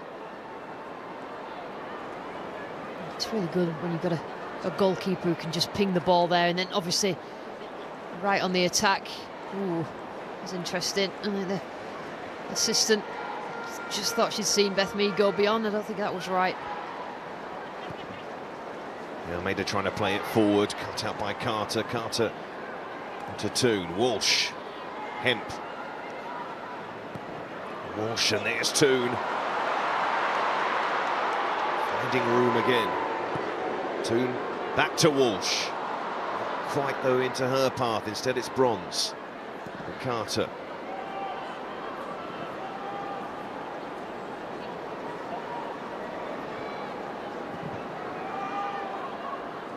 Really Bright. Stanway. And Mead wants to get that ball back. Quite link up effectively. Toletti for France. And now Basher. Pinned back a little bit by Beth Mead, but is a fullback who does like to get forward. I think you just get those combinations right in wide areas. Third player runs and those triangles out wide. That's how you get the players in behind this French back line.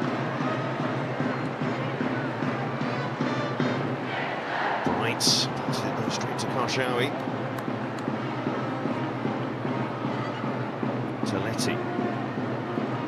Karshawi. France. Pass it straight to Williamson. And now on to Hemp. Only Russo up with her at the moment. The players arriving. Hemp though plays it in. Almost found Russo as a terrific cross. Stanway. Gets the foot out. Toon. Mead. That's blocked by Basher. Yeah, it's a great ball initially from Leah Williamson, just to set Hemp free down the left-hand side. It's just a whisper away, and I think Renard just did enough, just eased the backside into Russo.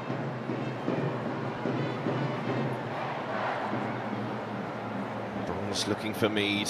Diani back there for France. But it's their turn to try and pass that ball out from the back and not look comfortable doing so. Here's Mead. The back heel to Bronze.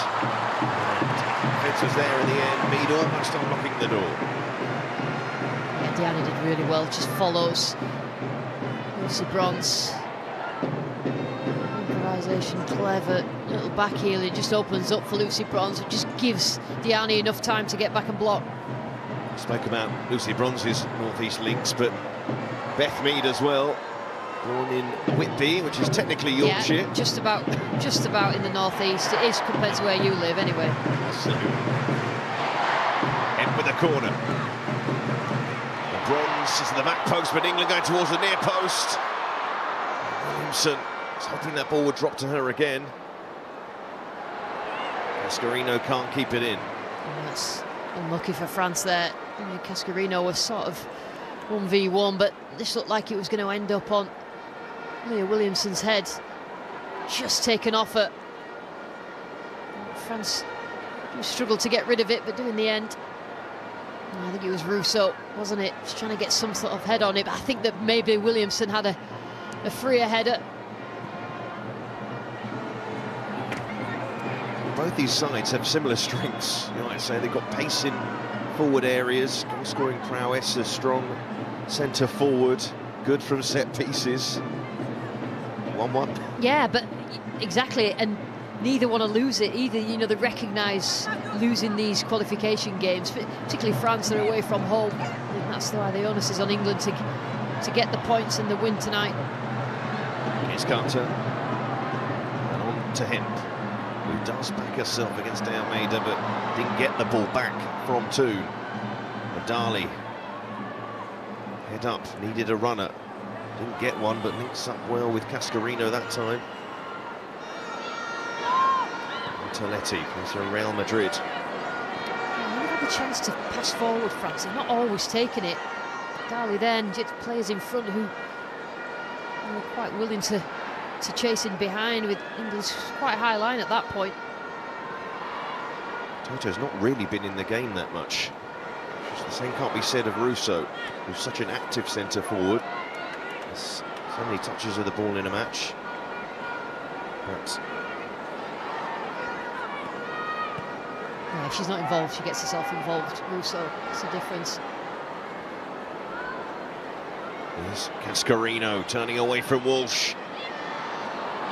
Cascarino going on and passing it wide. Carter and Williamson just being as careful as possible. You know, when you've got a player with Cascarino's pace and trickery, you know, one false move, you could bring her down for a penalty. As soon as she gets you in the area, you've got a problem. She didn't have the finish.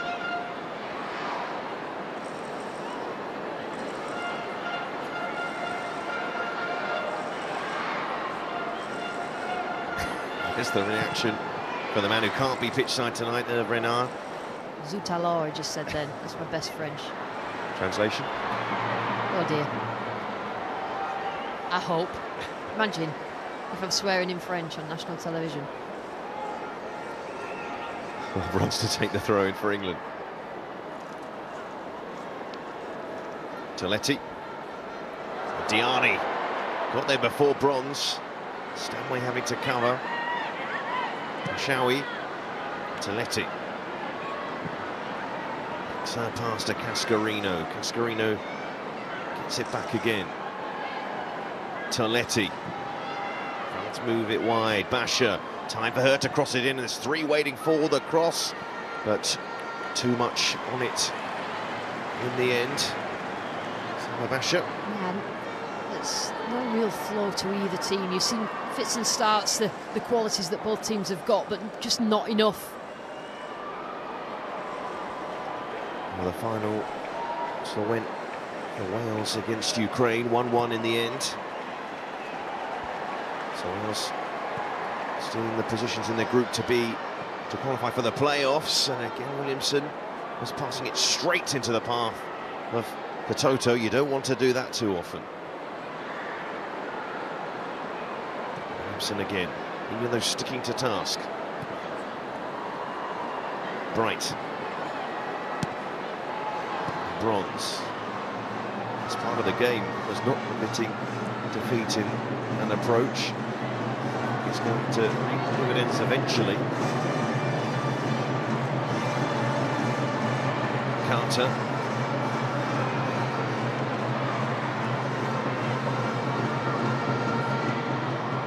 Bright.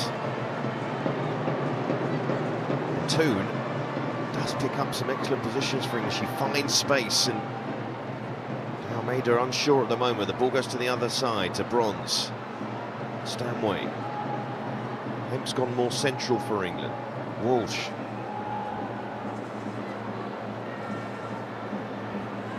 Platoon swap again. Bright gets it nicely out to Stanway. Seemingly trying to work her way through. Yeah, the midfielders going wide. Stanway and Toon just to try and create space if they don't receive it in those central areas, just trying to stretch France. But when you've got Mia Williamson and the way that she can distribute the ball from centre back. Now then, Rousseau. Quite played into the path of Hemp, but the move is still on for England. Hemp to the back post. Romagna claims safe pair of hands. Right idea getting it out to Hemp, but it needed to be into a path just so that she could take a touch. And it's great vision here from Rousseau, but it's just she needed to take it in a stride and then she could have had a shot on goal. Romagna did well in the end. Northern Ireland also in action tonight with their toughest match of the group stage. They're away to Portugal, the group leaders. They're 1-0 down in that match. Ireland 3-0 down to Sweden in this group.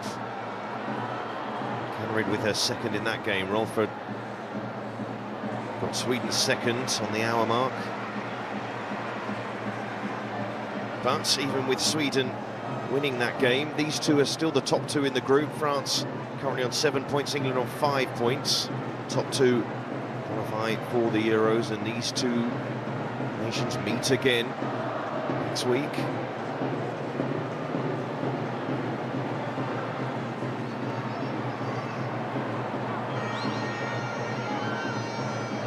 Which being played in Saint Etienne. Craft forward. Cascarino. For Almeida, who's made a rare break forward. She's been pinned back for most of the match, except when there's a set piece for France, and she did pretty well from that.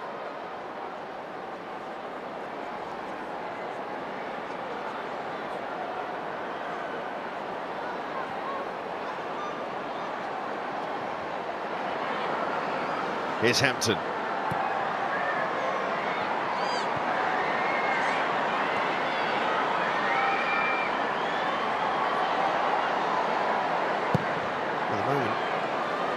Two sides were waiting for the next decisive moment in the game. Potentially decisive. Rousseau. Hemp will get there first. She often does. Carter. Well, the touch was there, and it's not a sort of position we're used to seeing Jess Carter. Maybe the touch explained that. Yeah, again, terrific link-up play by Rousseau. In those central areas, it's just took her eye off it. I think Carter. Israel have pulled one back against Scotland, but are 4-1 down. Scotland on top of their qualification group at the moment. They're also in League B, along with Wales and Northern Ireland, not in the same group, but in the same league. With this new format for qualification. This is League A, though, and France against England. League A, the only league that gives a direct route to the European Championships.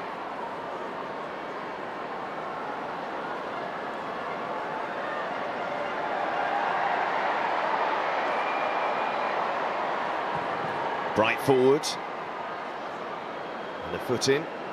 And this, of course, as I just said, League A, and these two nations meet again on ITV4 on Tuesday in Saint Etienne.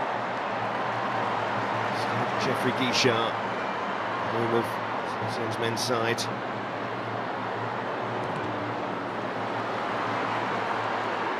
Here's two. In the first game of the Euros, the men's Euros, not that far away now. In the opening match, see Scotland take on the hosts, Germany.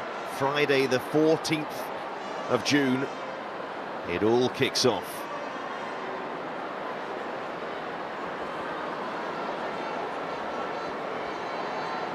And in the women's Euros at the moment, England still not assured of their place to defend their title. I'll be interested to see whether Serena Wiegman makes any changes just to add a little bit of energy to this performance, a bit of a spark that I think it's just gone into a lull, hasn't it? The crowd are doing a Mexican wave.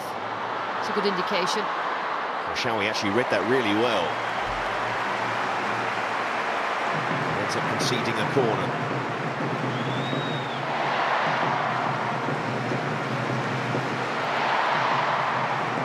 Mead will take this corner for England. Delicately poised, this one. Thought the set pieces might play their part. They already have for France in particular. Can England score from one themselves? Mead couldn't quite find her target. And here's Bronze. And now Stanway. Carter. Williamson.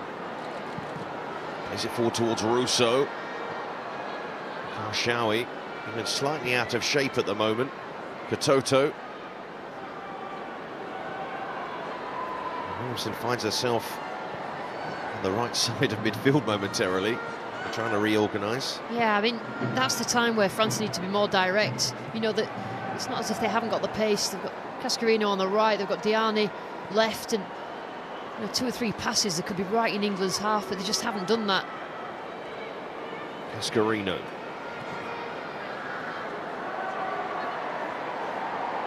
The sort of football giants in women's football. France are the last of them, really, who haven't won a major title. Following England's victory at the Euros. Yeah, I mean, England just completely overtook them in the last sort of 10 or 15 years. They were way behind France. We're now hoping to change that at the Olympic Games, which will be his last tournament in charge.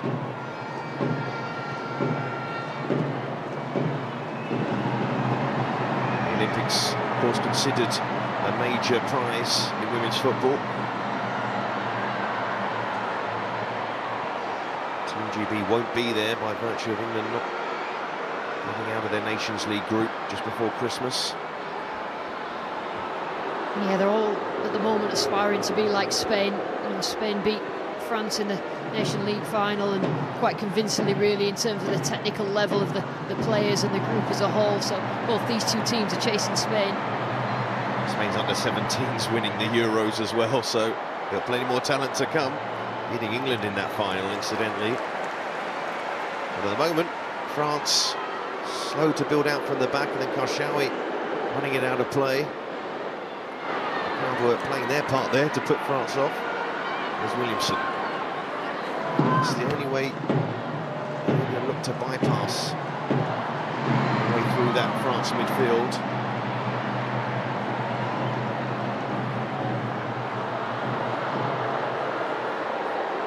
Here's Bright. Williamson took the chance on Cascarino. Carter, and she can release Toon here, but chooses not to. Carter. Had opened up for her there. Toon. Walsh. Out to Bronze. Bronze inside. Stanway chance to shoot. Quickly closed off. Bronze looking towards Russo.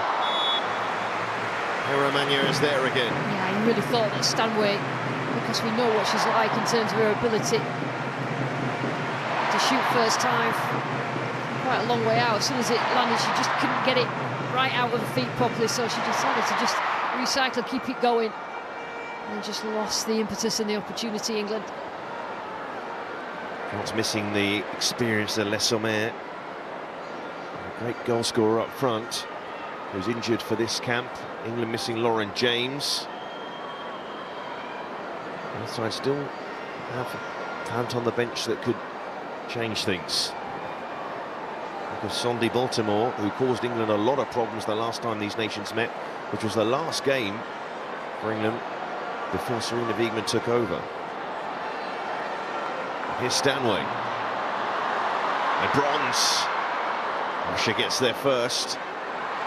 Just runs out to play. Good to see Leah Williamson. She's grown into this game. Passing it well. She looks a lot more assured in this second half. Good to see. It takes such a lot to come back from a serious injury like that, and quite a lot of it's in your head. She's been playing that ball forward. Toto herself had an ACL. Pulled her out of back into the Euros. It's Diani. And Diani using Dali with the overlap. That's an important interception actually from Bronze. Not enough of that from a French point of view. Overlapping, using the pace in wide areas, positioning Lucy Bronze. Well, midway through the second half, and they're popping up in a bit of space to try and cause a problem. Renard again knows his side, what they can do from set pieces. There's the goal scorer on the left there, De Almeida, but Toto, Renard, Lacroix. Will France mix it up here or just go for that foursome there? All lining up, waiting to receive this corner from Bashar. England having to work hard to defend that. Dali just tosses it back in again, overload of the back post here for France. Renard goes up. And hook it away, still not clear, and on the turn, the net is fouled by France's fearsome forward, Katoto. She's barely been in the game, but you give her a sniff of a chance and she takes it just like that. And France from behind are now in front. Yeah, and England really struggled to deal with that. The initial corner that came across, then the cross back in. And it was a good finish from Katoto, but I think England look back at this, and even when the ball's put back in here, you've got to look who you're marking. When you've got, when you're Renard, it's about getting rid of it further. And I know that, I think it was Rousseau, just gets it to the edge of the area, but France are there, get it back in, and it's a good finish from Katoto. So that's two set pieces that have led to a goal. And indirectly for the second one, it's a great little nod back in from Diani. I don't think England will be pleased with the defending of either of those two set pieces. Well, Katoto hasn't seen much of the ball in this game, but Renard was waiting for her to get that opportunity. Yeah, she's such a fine goal scorer. Yeah, she finishes, Seb, and that's it. You know, wherever the ball comes to her, she gets a chance. She hasn't had many. She, not many times, fails to put them away when she gets them in that sort of position. An interesting substitution there from France, because Amandine Henry, very experienced central midfielder, has come on for Cascarino. Maybe that's to get Henry on the ball and protect this advantage that they now have, and England having to respond. Williamson and Rousseau, that's a free kick. Can't getting tight, and she will be booked. She's a problem for the French back line. Also, can never settle when she's around. Link-up play is good, she holds it up well, and just today's match attendance here at St James's Park tonight, 42,560. The attendance tonight announced in the stadium, 42,000.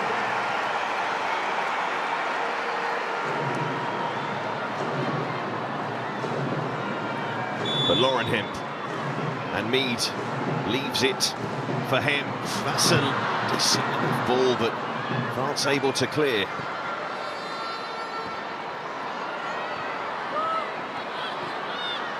Here's Hemp. Stanway. And Bronze.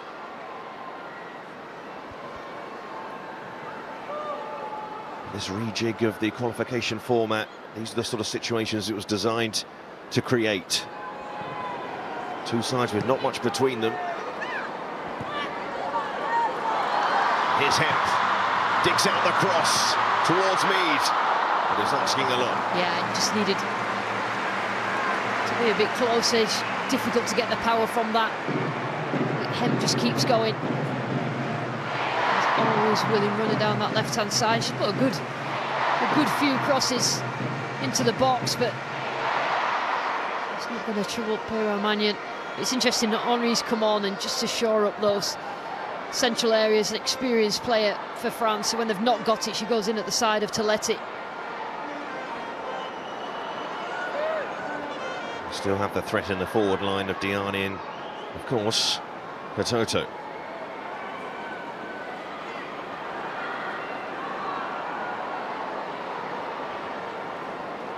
Going into the last European Championships, Katoto was seen as one of the players to watch in that competition, but injury ended her participation.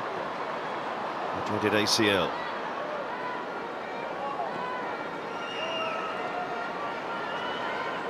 But she's showcased tonight what she can do. France, who were behind in this match, have something to build on here.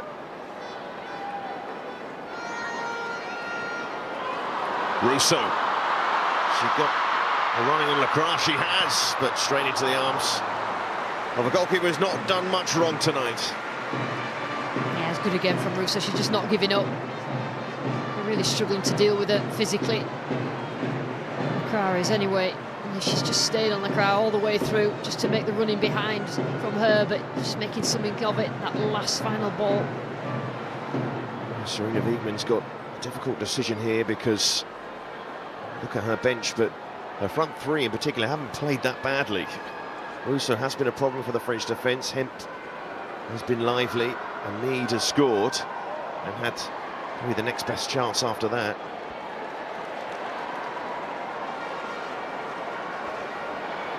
Perhaps she'll be looking at maybe the likes of Chloe Kelly or Jess Park, who's played in more central areas, just somebody to create from those central areas perhaps.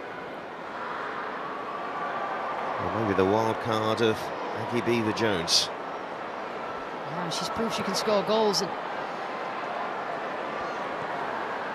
And of course, Fran Kirby, who scored in the previous two meetings with France. Don't take her for granted. Goal scorer extraordinaire. Carter under pressure. As France know that they can hurt England in these sort of areas. They have been sloppy at times. There's an example. Darley couldn't hold on to it. Here's Walsh. And then pressure on Stanway. Didn't have that sort of time. Does get the free kick in the end.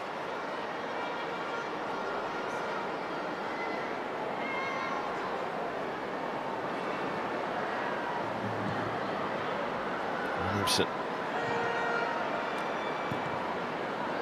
Stanley.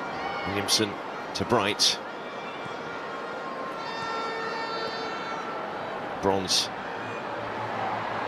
Drives inside, too much on that pass.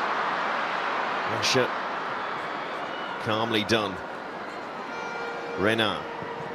She'll look for Diani. Carter is there. De Almeida aggressively approaches Hemp to make sure she can't turn Hemp. And De Almeida defends that well, I thought, at first glance, but it will be a free kick. She disagrees. It's been a good little tussle between those two. When it comes to when they're close together in those individual duels in terms of physically, it was a little push. I think maybe it was for that initial one.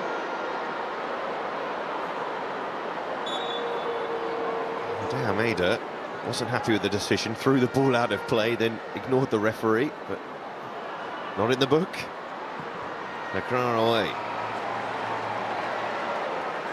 Good at talking to, though. Looks like it will be Fran Kirby. For now, England. Stanway! We were urging her to shoot a moment or two ago. That one quite on target. Yeah, just not quite been enough from those areas. But good to see Fran Kirby. You look down the list of substitutes and she's the one, isn't she, in terms of creating something of the particularly, we should come on probably in a central area a little bit further up. Interesting thing though is whether she'll replace Toon or Stanway. As Toon has, when a player looks to unlock England at times, there's Chloe Kelly also about to come on. Russo can't get that under control. Frustrating for England this period of the game now. but it felt like a game that wouldn't be much between these two sides in the end. There still isn't. France with that narrow advantage.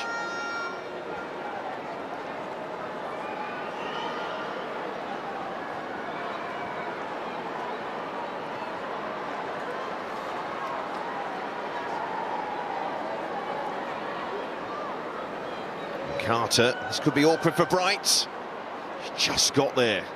Showy read it well, but now there's space behind her. Bronze.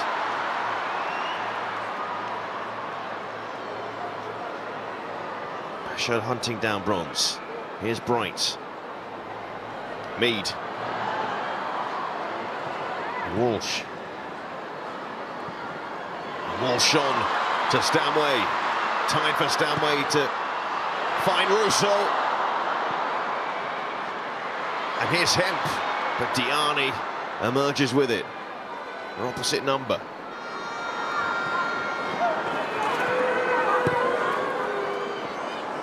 For so many years, France have been a bogey team for England. Just haven't played them for 3 years, but a reminder again. Sticky opposition they can be. Toletti. She was fouled by Stanway. Might be Stanway's last action, although France take the free kick quickly, nicely out to Diani.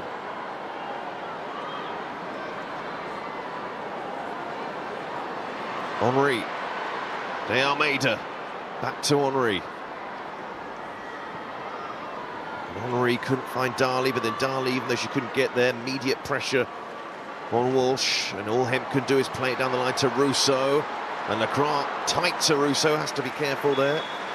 Double change coming here though for England, and two big players for them in recent years are coming on. It's Beth Mead who comes off, as does Stanway, and a great reception for those going off and those coming on. Substitution for England. Frank Kirby already on the field.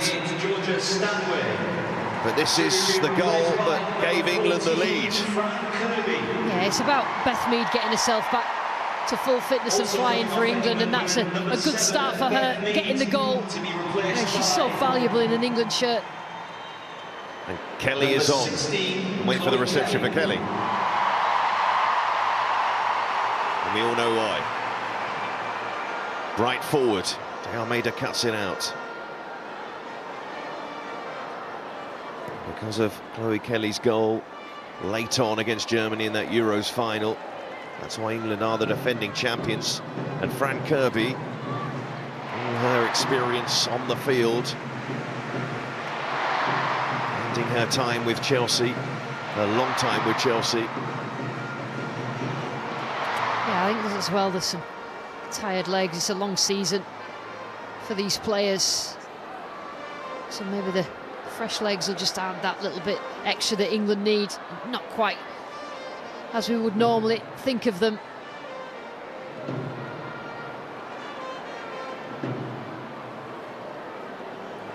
That'll be a free kick to France. And we're reaching that stage now where, well, France look to just try and manage the end of the game. Will they push for more, because there are goals out there still?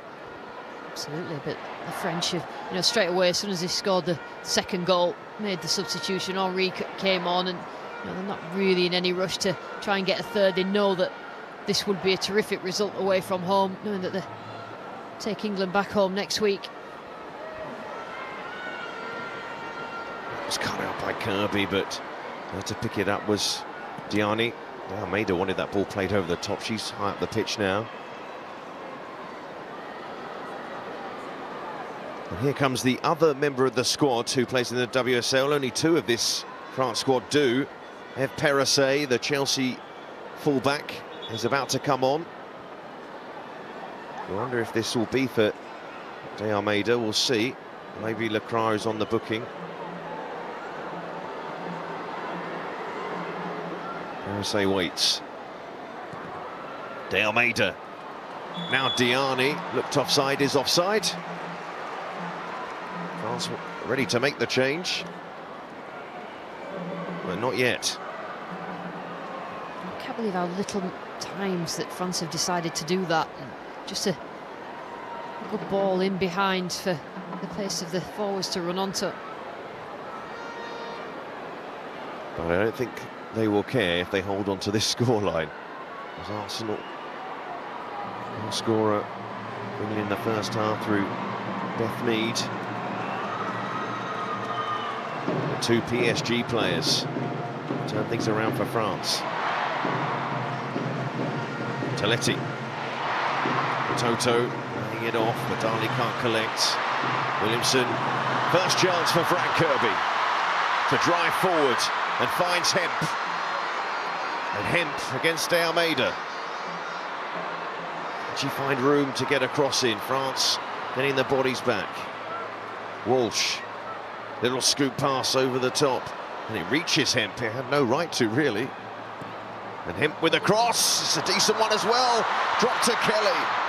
It was an awkward one, but still a chance for England. Williamson. Now Bronze. Into Kirby. Once again. Walsh. Toon. Kelly. Looking for Rousseau. Renard. But it's Bronze. That's blocked and it hit Renard, and the play will be stopped here. And the France captain took that shot for Bronze. And have to be checked here. There's a lot of power behind that effort. Yeah, just as England were building up a head of steam, Frank Kirby just added a bit of energy. Chloe Kelly on that right-hand side.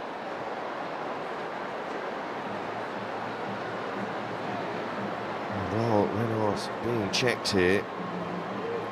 Frustration for Serena Wiegmann in this game. There's some directions at Williamson and Carter. Not look comfortable tonight for England. Yeah, they've missed a left footer, really. I think, you know, the obvious one being Greenwood. I know that Serena likes her to play that left-sided centre-back, so, you know, how does that work? Does Williamson play right centre-back? Does she play in midfield? But somehow they've got to work that out, how they get out and how they build through the pitch, you know, without a left footer or bringing a left footer into it. Well, we've seen some good goals tonight, that's fair to say. England started the ball rolling. Yeah, I'm really pleased for Beth Mead. Just showed what she's all about in front of goal. Again, it was about the set pieces, and take absolutely nothing away from that. That is absolutely incredible. I can't quite believe it, neither can her teammates. And I think England will look from a defensive point of view that, you know, they didn't deal with that. They didn't get rid of the ball, and can't give Katoto that much space and time to finish. Some excellent finishes tonight. And good news is the fact that Renard is up on her feet. And a player who's had quite the career. I can't believe she's only 33. Has to be said, 8 times she's won the Champions League. Wendy Renard, into so many tournaments with her country as well. Substitution for France women coming off. Well, Perisset's been waiting a while. De Almeida comes off, and that wonderful goal. 22. The equaliser for France. A sort of right smile from her there. Yeah, a few boos, but also you score a goal like that, and the stadium you score it in, that's got 40-odd thousand people in it, is silent. That must be very strange. We have Perisset, WSL winner with Chelsea.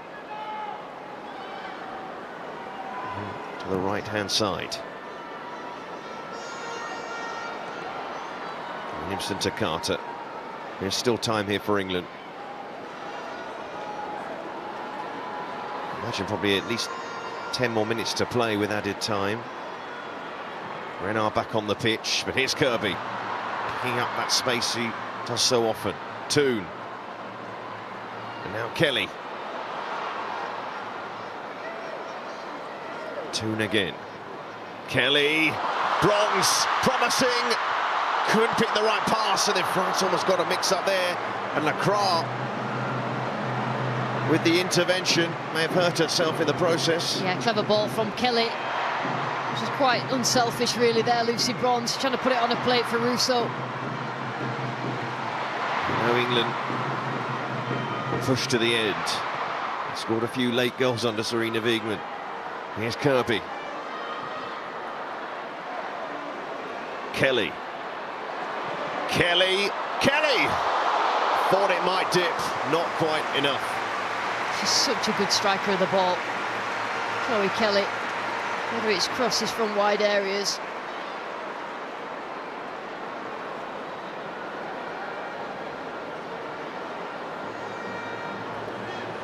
England have options in those wide areas. One of the strongest areas for England. But they are still behind. Romania brings it forward. Walsh, this is the way of things. Expect England to see a lot more of the ball in these closing stages as France just stay solid. Yeah, they're not going to take any risks now, France. You know those forward players are thinking, let's just keep on going because we can score goals out here, but that's not how managers think. No, definitely not. The message from the side will just be about being steady and compact and choosing the moments to put the ball at risk further forward. Terese there, couldn't find Katoto. Here's Bronze, forward towards Russo, Bright's up there as well. And we know when England are really pushing, late on, Millie Bright becomes a makeshift centre forward, and she's done pretty well in that role in the past. Yeah, Russo just trying to get something on it, just to divert it right. That's one of the things that I like about Sarina Wiegman. She's so un-FA, if that makes sense. So she doesn't mind to try and get a result by just doing something a little bit different to cause a bit of panic in the opponent's penalty area.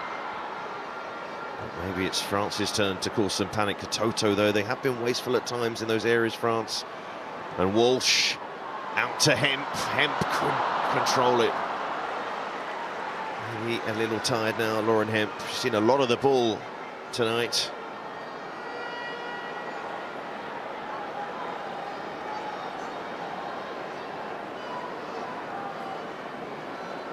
I'll say to Katoto. Cross went Kirby to try and block that. Did pretty well. Carter. Henry getting there before Kirby. Bronze stretching. Here's Darley.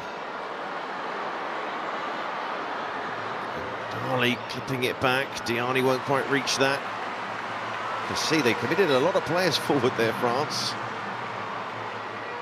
They are going to make a double change very shortly as well.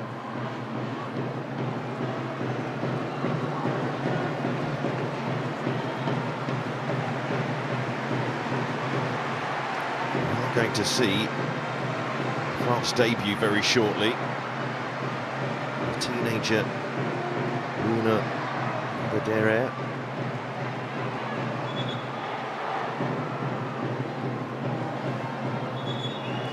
Interesting late change this from France. It's to be said, holding up the number there of a player who's already gone off. So they'll have to just correct things there. 5 minutes of additional time. That's 5 minutes. Or you could also call that 5 minutes to be added on. One thing at a time. I noticed your silence there. Yeah, one thing at a time, I think. She was doing the 5 minutes first. I've just tested. So 5 minutes more to play at the very least. Katoto coming off. For France women. She'll take her time doing so. To be replaced by number 12, Luana Ribadera is coming on. Also coming off. She's only 19 years of age for her debut. To be replaced by number 10, Leah. And a far more experienced player. And Leah Logarek. Another player to come on. Spent a season at Brighton in the WSL. Number 10 there. So some fresh legs further forward. England running out of time. Hampton just got that pass away. Kelly. It's been a frantic game at times. Neither sides look particularly settled all night. Yeah, I think from an England point of view that there isn't that rhythm. I think teams have worked out how to play against them, and then there's certain question marks over, you know, perhaps formation or players in certain positions that I'm sure everyone's trying to get right. Henry. There's Williamson. Sharp, but Diani got back. And it's nicely done from Diani. No time for the teenager there. Carter stepping in. Toon helping it out to Kelly. And Toon off the ball again. Bronze.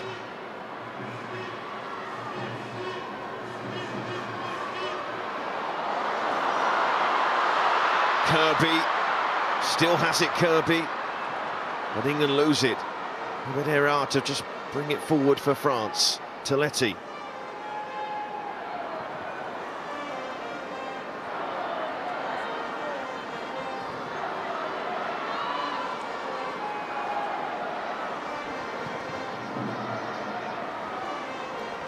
It's their time for England to find an equaliser. And there technically is. Can they create the chance to do so?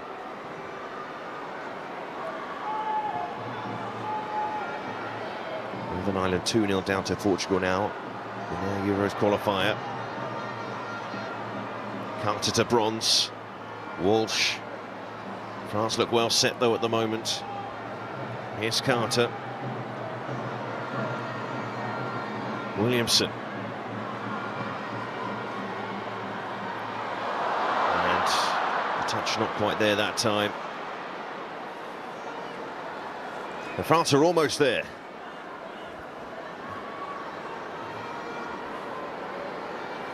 England not that far away, losing under Serena Wiegmann for just the 5th time.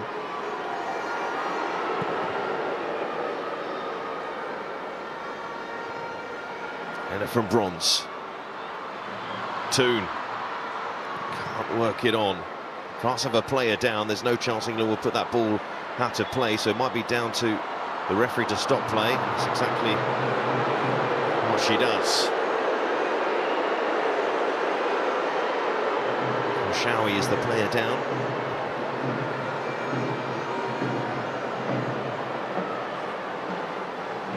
Well, the one positive for England, not necessarily the beret, but we'll see a few more of those next week. But the fact that England have a chance to make amends on Tuesday night. Yeah, I think it's two teams that are not at full capacity. They haven't performed at full capacity tonight. But the goalkeeper momentarily caught out here as Kelly stretching in the end, and the chance goes. Romagna was out of position for a moment. She's made a difference, Chloe Kelly. And she was ready for that run on, and that would have been an absolute disaster for France. They're giving it up an equaliser so cheaply.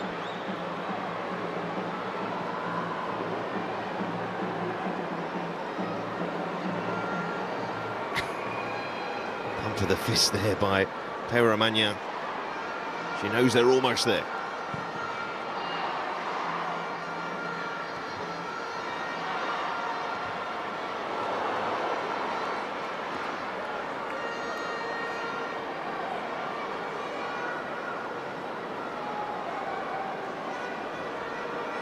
Maybe another minute to play here. Who knows with these sort of situations? France had a player down, substitutions as well. Carter's header. England have to get the ball. Have it now through Walsh. Rushing to get it forward. It has to go forward. Millie Bright is still forward. Williamson looking for Russo. Now Carter. McGarrick looking to try and close down Hannah Hampton. Here's Bronze. This might be England's last attack.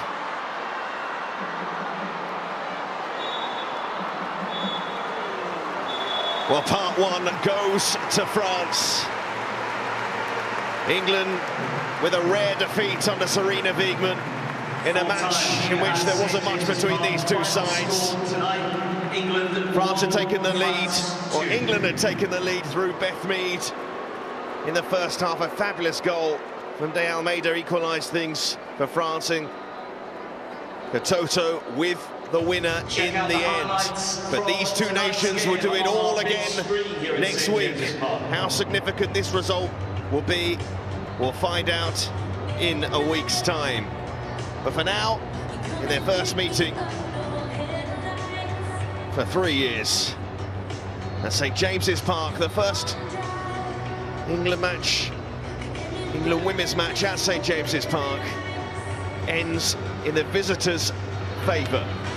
Final score, England 1, France 2.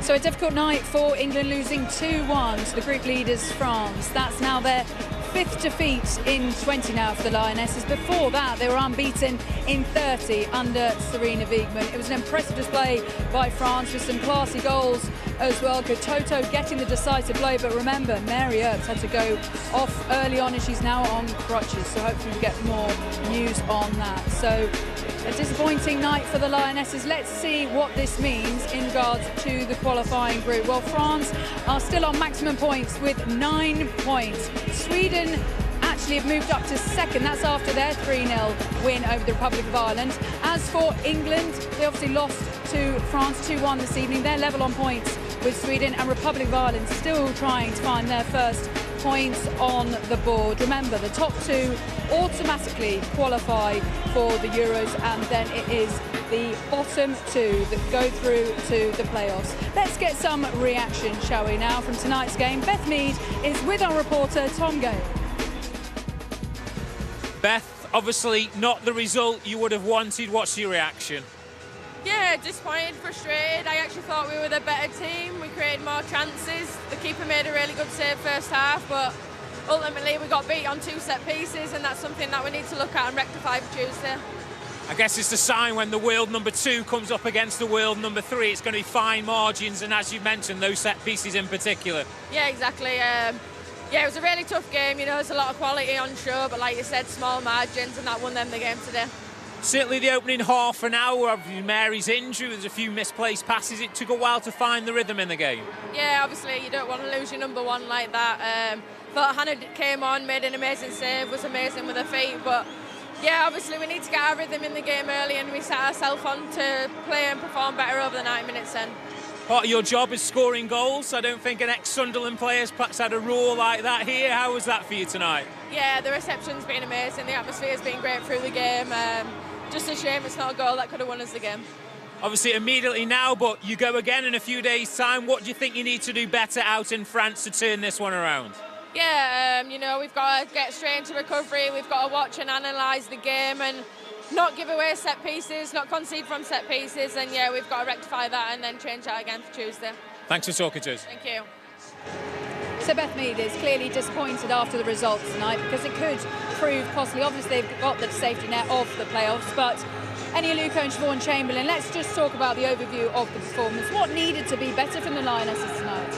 Well, I actually disagree with Beth there. I do think France were the better team, certainly in the second half. I think France started purring in the second half, controlling the game. She is right, though, they have been beaten by 2 set pieces. I think the first one for De Almeida, great goal. Don't think anything can stop that. But the second one, I think there's a lack of concentration.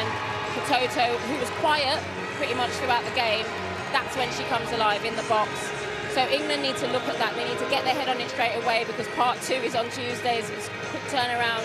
They have to sort that out, the set pieces. But the thing is, Sarina Wiegman said this before. When we were out in Marbella, Sarina Wiegman said, we really need to be better at defending set pieces, and it's cost them against them. It has done, and we spoke about it before the game about how good France are at set pieces, and we highlighted Wendy Renard about being the threat. This time it came from different players, didn't it? So it just shows you can't just focus on that one player. Maybe she was the distraction. Maybe the focus was too much on Renard, and the other players created the cause, the problems that conceded those goals for England. So it's got to be approached. You've got to review it. You've got to check what went wrong, what went right, and make sure it doesn't happen again next week. Let's take a look at that winning goal, shall we? Toto with the decisive blow, Eni. Yeah, I think if you see it comes in from Dali in the second phase. You just see here, look at the back post France have got an overload. It's 3 against 2 at the back post, all ball watching. I think it's Georgia Stanway there, ball watching, and Jess Carter. They don't clear it well enough. And this is where you've got to stay alive in the second phase. Katoto's free, Georgia Stanway not close enough, and it's a brilliant finish from Katoto.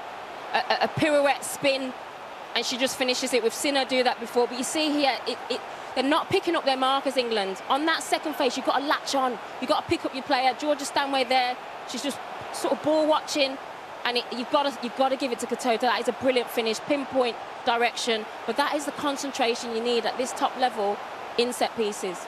I suppose it's also communication within that defensive area that's really important. Siobhan, though, England did have their chances late on, didn't they? They did, and I agree with Annie. France really dominated, especially the first half of that second half. But when England went behind, they did start to create some more opportunities. They got a bit more further forward, higher up the pitch, and you can see here, when Lucy Bronze gets high up the pitch, it causes problems for France. Chloe Kelly was lively when she came on. You can see how she started to combine.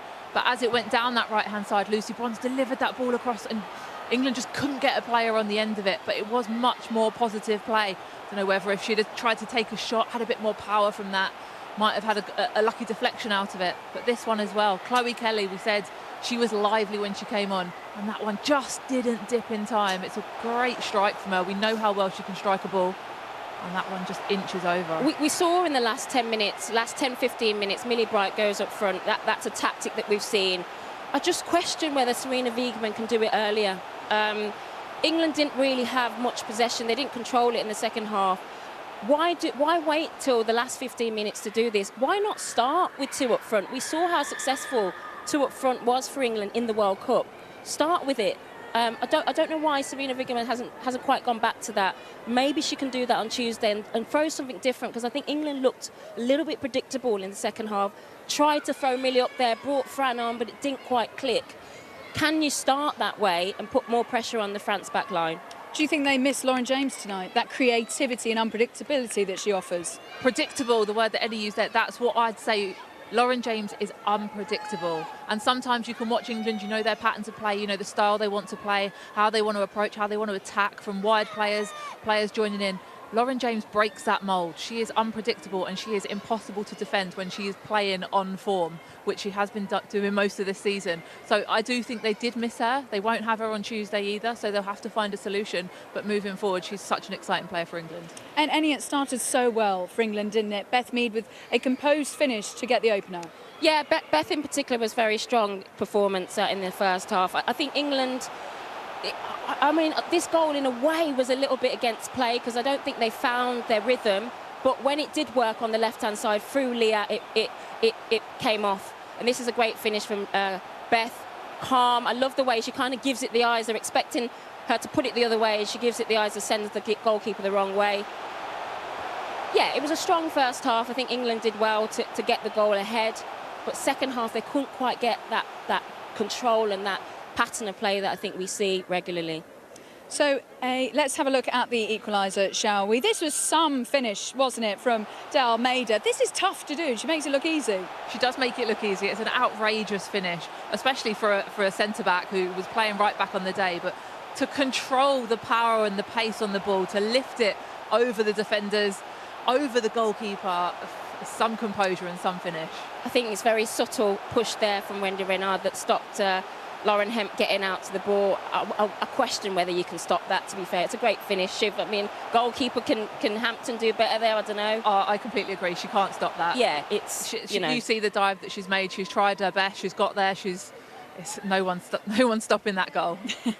Right, let's get more reaction, shall we? Because it's been a difficult night for England and the Lionesses, losing 2-1 to France. Last time England lost a tournament qualifier was actually to France 22 years ago. We'll be hearing from the England manager next. More reaction to come. We are just 2 weeks away from the start of Euro 2024, and we kick off our coverage with host Germany taking on Scotland in Munich on ITV1 and STV. That's on Friday, the 14th of June, and what a month of football that promises to be. Well, let's take a look at the rest of the scores this evening. Scotland's women have also been in action. They've beaten Israel by 4-1. And worth noting that game was played behind closed doors. It was delayed by 30 minutes due to a protester chaining themselves to a goalpost.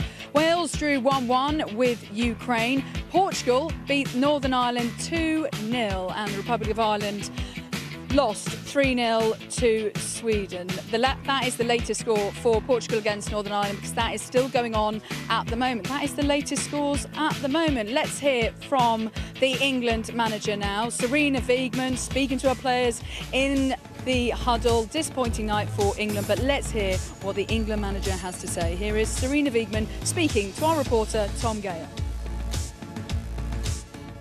Sarina, it'll be a disappointing result. What's your thoughts on your side's performance tonight?